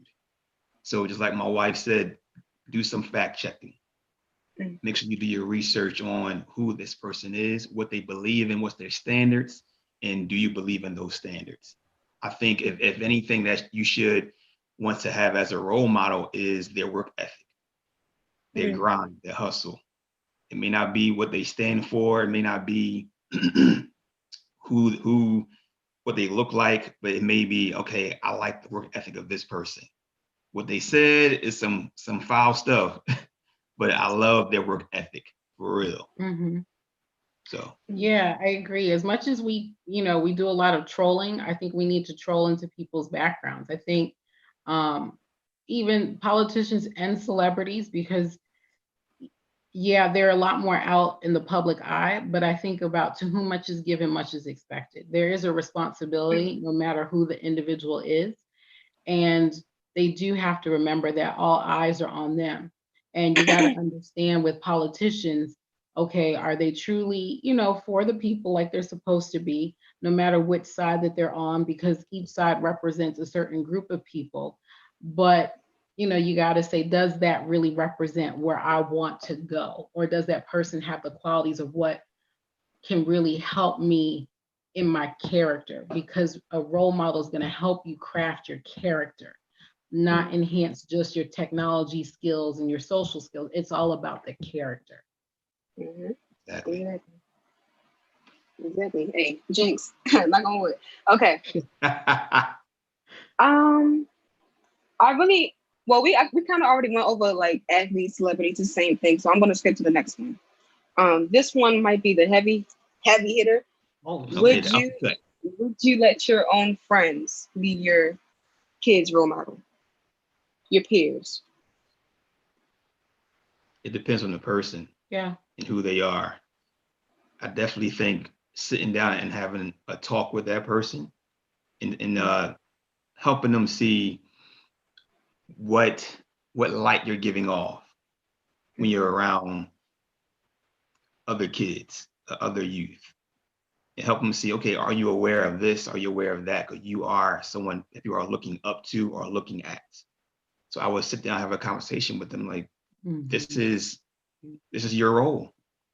Like my wife said, too much is given, much is expected of you in all ways, shape, and form. What you listen to, how you talk, how you wear your clothes, body language, all of that comes into effect. Yeah. People are always watching you. So I would talk to them and really see where they are with it. Yeah. I mean, a lot of our friends, I'll be real, I've lost some friends over the years just because of how the standard for my life has changed in which I live my life. So, some people are cool with that and some people aren't. And I'm not saying someone has to live the exact same standard, because I believe that a lot of my friends of different backgrounds can influence if we had children, in a great way. But I think too is that I got to see someone's life in action. Social media, it's a little dicey because I would say, I got to see what they're posting or whatever. But sometimes people put up things to give a false impression of where they're really at.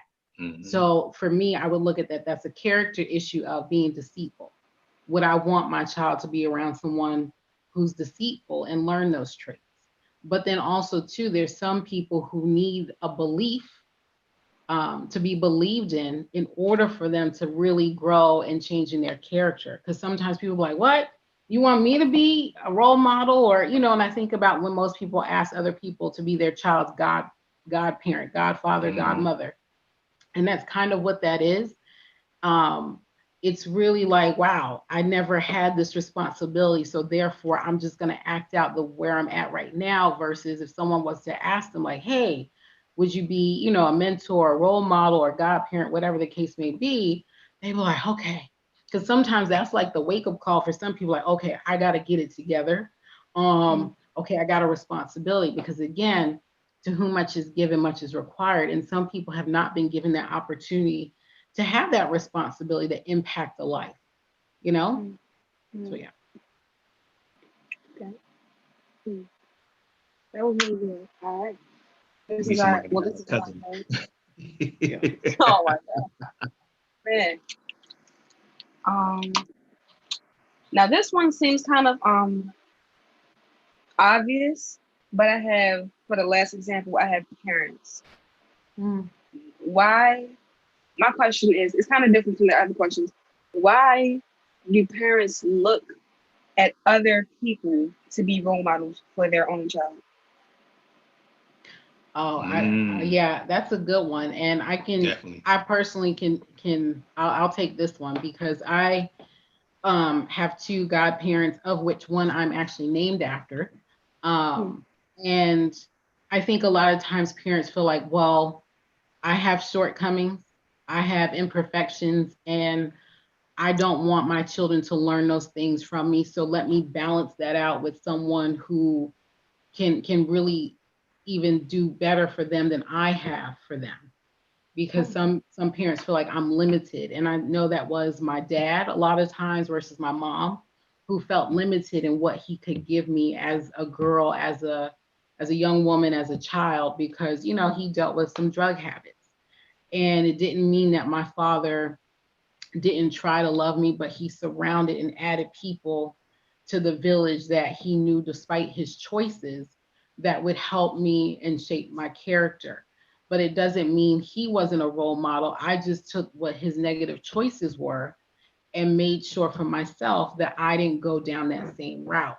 Yes, he was a role model, and some people are like, well, how is that a role model? Because through his negative choices, it helped me to make better choices, not thinking that I was better than him, because I made other choices that were just as, I guess, equal as to what someone would say a bad or negative choice for my life. But my dad did the best that he could. But I think parents do that because they either want another person who can influence their child or even make up for the shortcomings they feel like they have. And we gotta be honest with ourselves as well. We all need a village, because raising kids on your own is tough. Man. We don't know firsthand as far as like coming from us, but we have other kids that we can love and then give back, so to speak. But it takes a village. Yeah. Because what I can give, maybe she cannot give, and what she can give, I cannot give. What you can give, we both can't give. And people need feedback. They need other perspectives. They need someone to really share with them the other side of life. Yeah. Good, bad, or indifferent. So I think it's important for parents to have other people really influence their children in a positive way. Yeah. Or in a way that's real, that's vulnerable, that's really can be earth-shattering to that child. So I think it's good to say, no, I can't do this on my own. I need some help. Yeah. Okay. All right. So that's the whole list of examples. So I had one little, break question for y'all. When you were younger, who did you look up to? Like, who was your role model when you were younger, and why was they your role model? Why were they?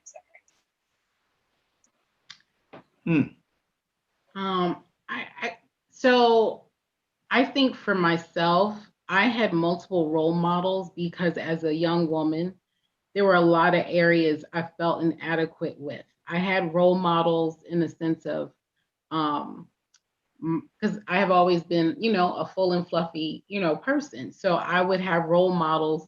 I would look first at celebrities or even actresses that looked like me on TV, and I'd be like, okay, even though she didn't know that she was my role model, but I made her my role model, saying, okay, well, she's plus size, so I can do it too. So that's kind of how it started for me. And then what would happen is I would find role models in person, whether it be because before I became a minister, I was in like the marketing and business area, fashion, and there were all these negative things that I had to become, in the sense of, you got to fit this mold, you got to look this way. So I would do my research and find women in the industry who looked like me, in the sense of from body shape to just overall image and the way they carried themselves, to kind of help be my mentor. And actually, one of my greatest mentors was actually a man, not a woman. Yeah, because he gave me my first opportunity to go into what we call like buying and marketing, buying products for retail stores. And I was his assistant. And yes, he was Caucasian and really cool dude. And he made sure I knew every single thing I needed to do in order to be successful, because he could see my heart. But I also got to learn a lot through him about what does it look like to have a family? What does it look like to a good example of a husband, to his wife, because his children would always call the office, or his wife would always call the office. I'm like, wow, like, but he would always take time to check in on them, despite him being in a professional environment. He was really cool. He's originally from Las Vegas, but he didn't look at my outer appearance. He looked at my heart and made sure that I was equipped and knew everything, because that was right before I left to live in New York City. But he really took the time. But really what that was for me was he was someone who represented a dad figure for me, because my dad, again, started to use drugs when I was 16 years old. So when I got older, he kind of filled in, and that's why the respect was there, and he took me under his wings. So he became a mentor to me, and even like a dad figure to me, and just a role model. He didn't treat me any different in the office because of my skin color or whatever the case may be. He really, really helped me, because I think he already knew some of the challenges that were before me because of my skin color. And he wanted to make sure I had every tool he had been given in order to be successful. Yeah. Wow. Yeah, I'd say here. Wow. Yeah. For me, I had I guess, a blurry way of looking at role models, because I saw friends as role models. I saw rappers as role models. I saw athletes as role models, whether good or bad. Like, I want to be Michael Jordan. I want to be Jay-Z. I want to be like my friends who have all of this, the latest fashion. You know, they had the latest gear that was going on at that time. I want to be like them because they were popular. They were getting all the attention. I didn't want to be that A student. I didn't want to be the one that was always showing up to class. I want to be the class clown. Like, that was my role model, those kind of people. It wasn't until I got older that I realized that those were the wrong role models. The class clowns, those who, like, they want to look the part, but don't really have anything in their mind and their heart. Or just because you have, you know, the flyest car or the most beautiful women doesn't make you the right role model. It's because you can knock somebody out, you can fight, don't make you a great role model. So I think growing up for me, it was trying to find a role model. I didn't really have anyone to point me in the right direction to say, this should be your role model. You know, mom was saying, go find somebody. I'm like, well, how do I do that? I can only go with what's surrounding me. And if I don't know what to look for or who to look to or what questions to ask, then it's like everybody's a role model. Everybody is someone that I look up to, whether good or bad. But as I got older, I realized I need someone. And it was the Black men that were in my school, the teachers, because they were tough. They were someone who didn't take no mess. Someone who said, you're going to do this work or you're going to fail. It was one teacher named Mr. Poole. I'm sorry, I can't hear you. You are. Oh, I think I can hear you. Yeah. The teacher named Mr. Poole, he said, you are a diamond in the rough, and they'll let no one look at you anything differently.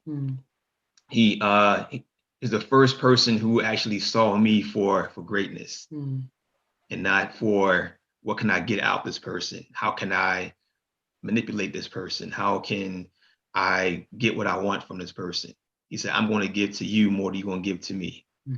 That's the first time I said, wow, Black men are safe. Black women, I had a teacher who she always told me that I had a bad penmanship. Had me write over and over and over and over again. But she did that because she believed in me. She said, you are meant for greatness.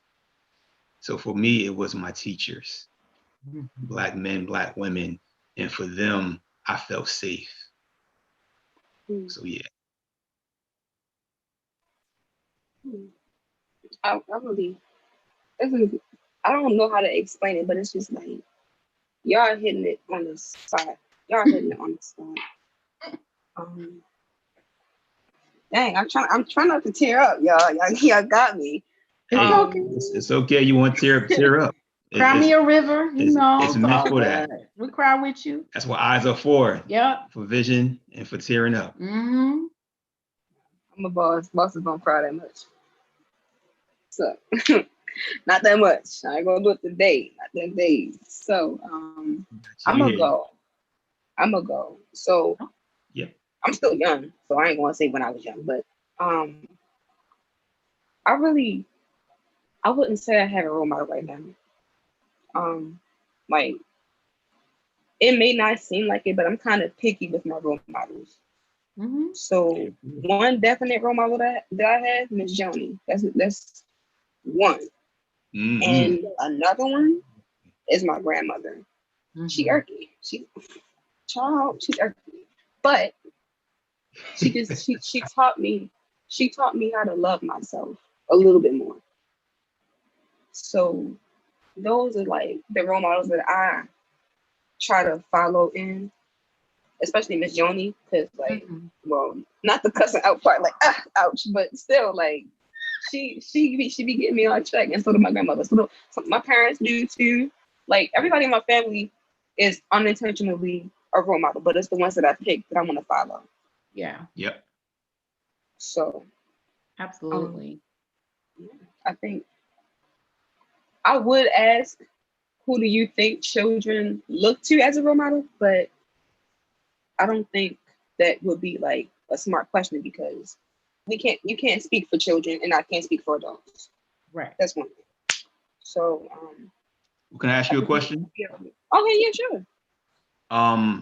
For this generation, what do you think they're looking for in a role model?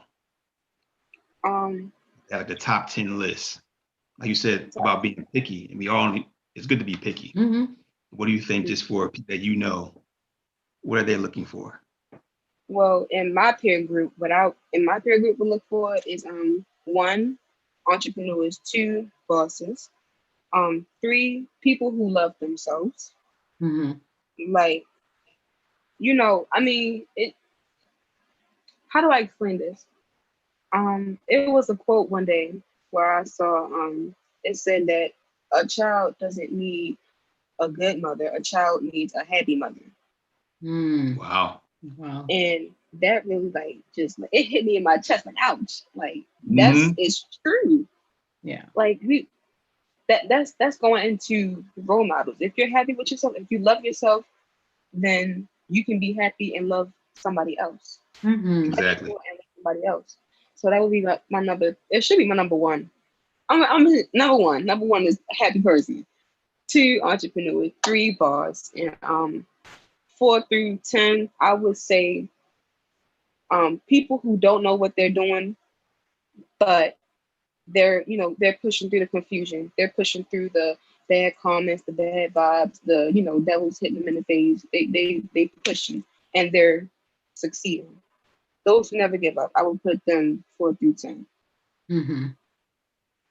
But definitely, I should put God in there. You put God in there, because I've seen man, God almost gave up on us twice, and he still hasn't. So if he can do that, number 1. So yeah, that's real. That's what I think. Thank you for sharing it. Yeah. So for your peers, what makes it challenging to find a good role model? Good question. Oh, what makes it challenging?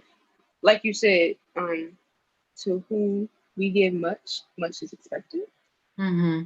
When they fail, what do? We have. I think that's what makes it challenging when they fail, because then we forget that they're humans too. We forget that they have their own lives. Mm-hmm.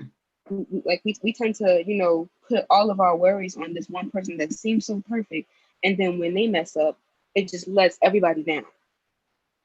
Yeah.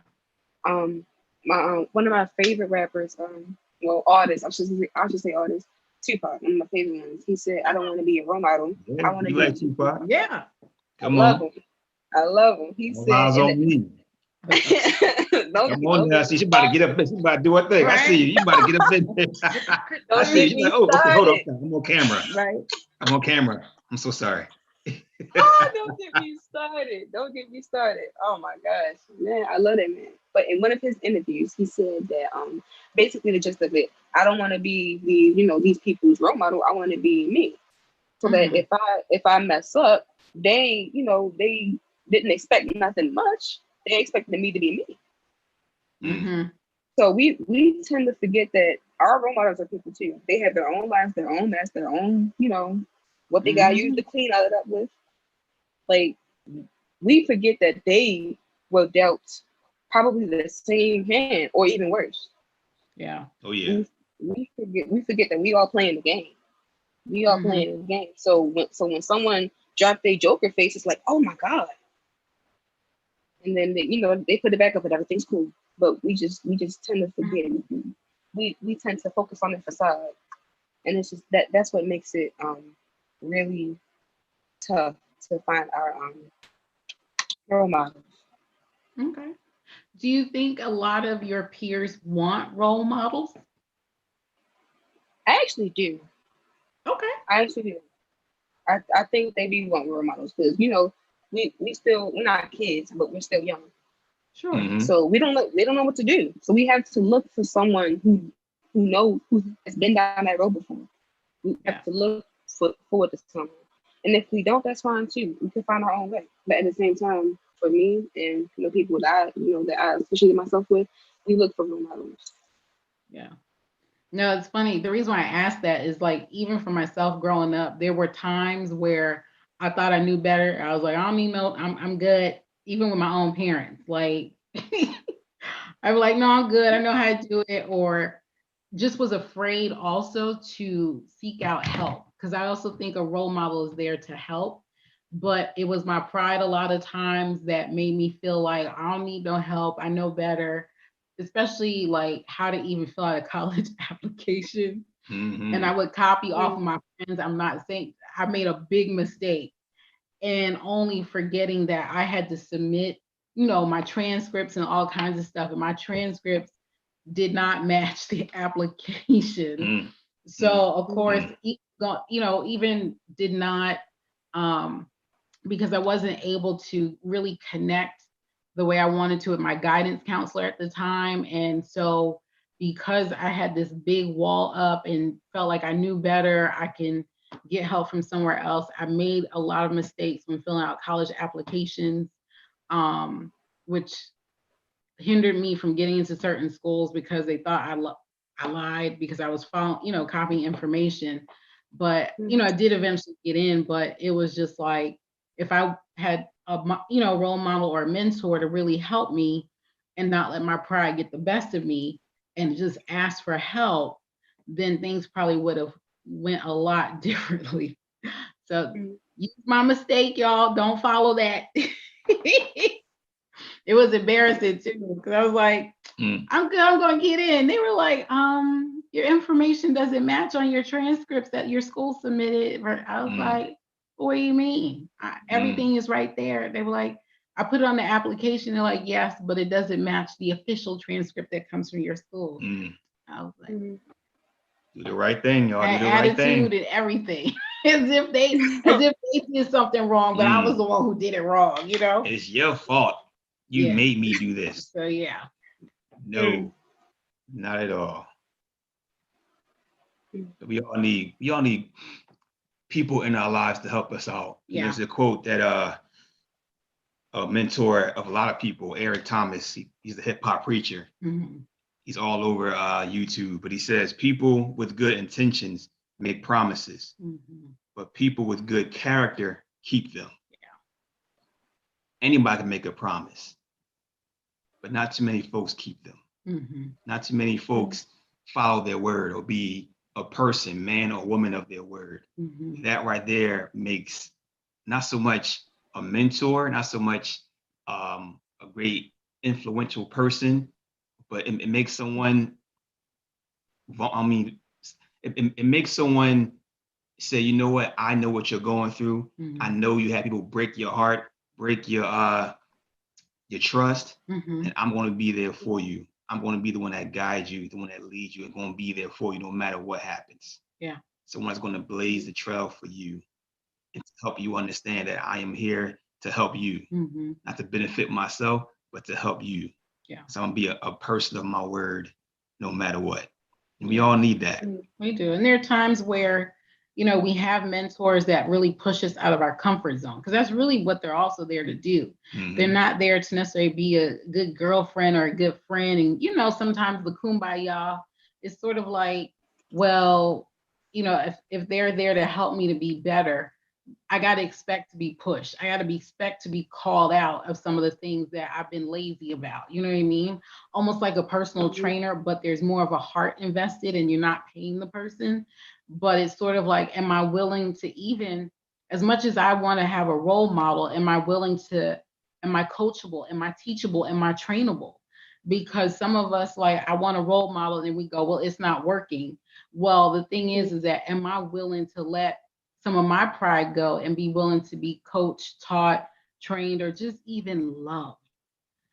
And I think a lot of us have a hard time allowing our role models, when they're really in it with us, basically, to really allow them to love us, because love that transforms.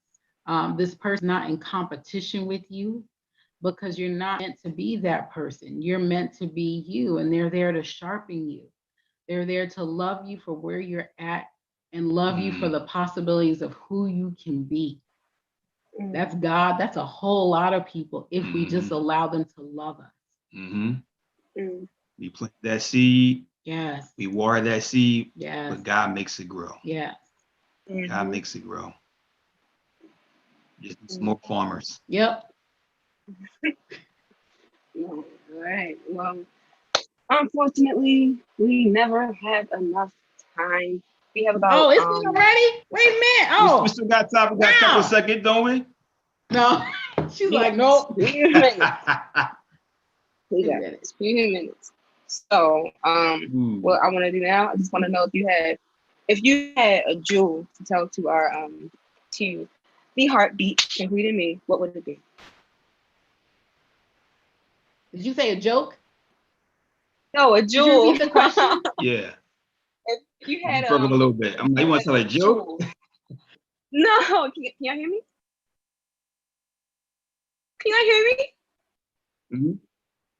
Okay. Yeah, you're breaking up a little bit. Oh goodness. No, don't do this. Look, we're gonna keep continuing. Okay, we hear you. We hear you now. Good. If you had a jewel to drop on our heartbeats, including myself, what would it be?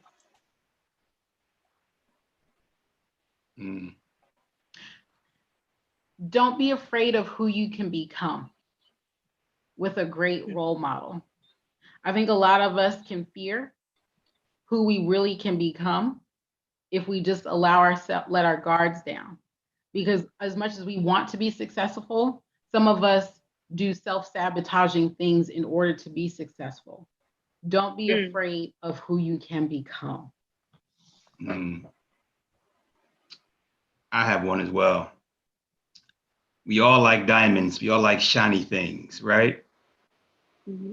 Where when it comes to pressure can even break diamonds or it can make them better. So let's be the ones that become better and shine brighter when we are in pressure. Let's not break, let's not fold, let's not let the world get to us, our environment get to us, or even ourselves get to ourselves. Yeah. But allow us to be diamonds even under pressure. When we come out shining, everybody is gonna be like, wow, that's incredible. Yeah. We have some haters too.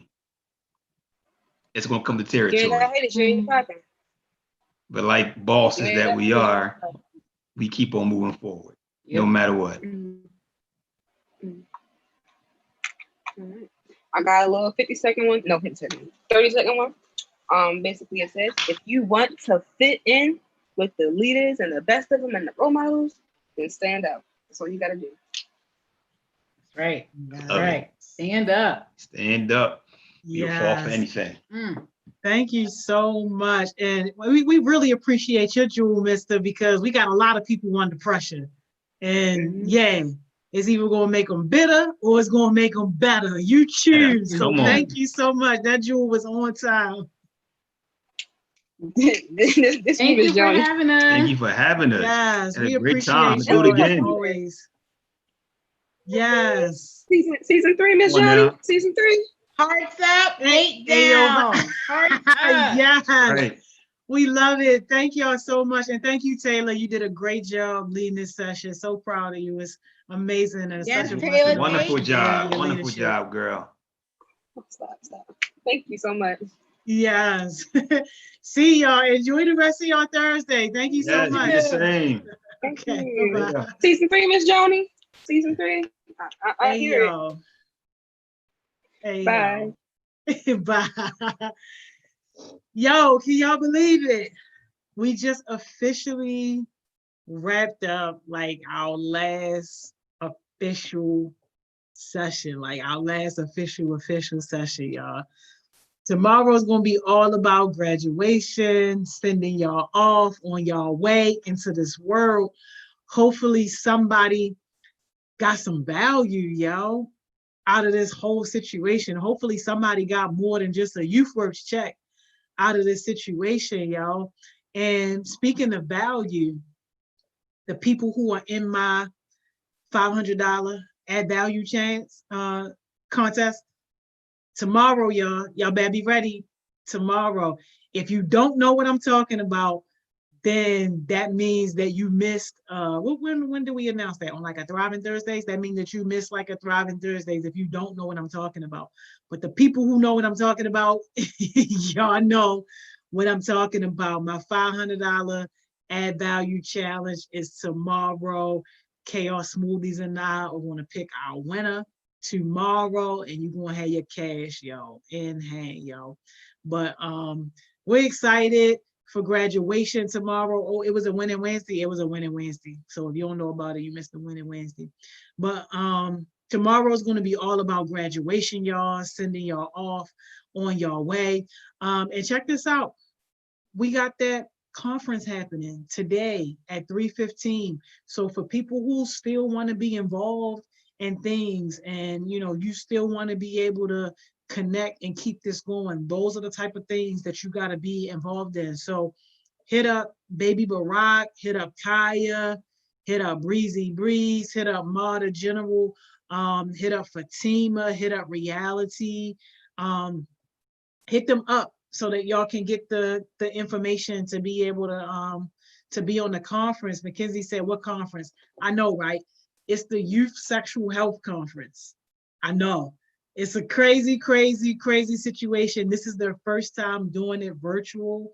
But it's going to be a pretty cool conference because some of our heartbeats were responsible for actually putting it together. So if y'all got the information for the conference, y'all need to like drop that now, because the conference starts in like 20 minutes or so. It starts at 3:15. But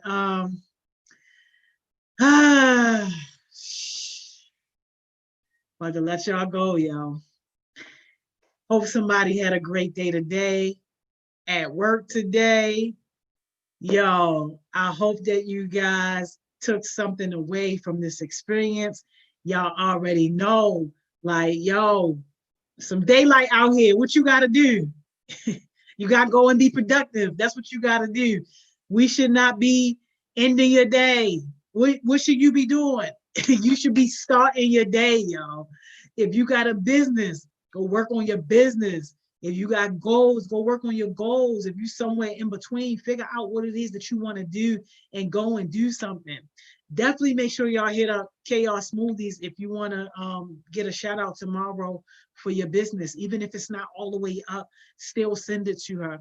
Credible people only, though. People that ain't going to bluff us out.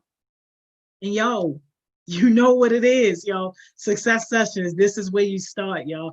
You want to be successful, this is where you start. You want to be connected to other success-minded young people and adults, this is where you start. Yo, Chaos Smoothies tell y'all every day. My man Stay Cosign. You don't want to be a broke bum. Yo, this is where you start. If somebody loved their YouthWorks experience, y'all make sure y'all beat on YouthWorks door and tell them we need more success sessions, y'all. Y'all let them know. If y'all like what we did here, let them know. And then possibly a season 3. I don't know, but y'all make sure y'all let them know. Hey, Chaos Smoothies just dropped the conference info, y'all. That's the conference information. And with that, I'm going to see y'all tomorrow, y'all, for our graduation day, y'all. All right, y'all. Oh, it's Thursday, Thriving Thursdays too. So if you want Thriving Thursdays, I'll see you at Thriving Thursdays right here at 6 o'clock. All right, y'all. Tomorrow.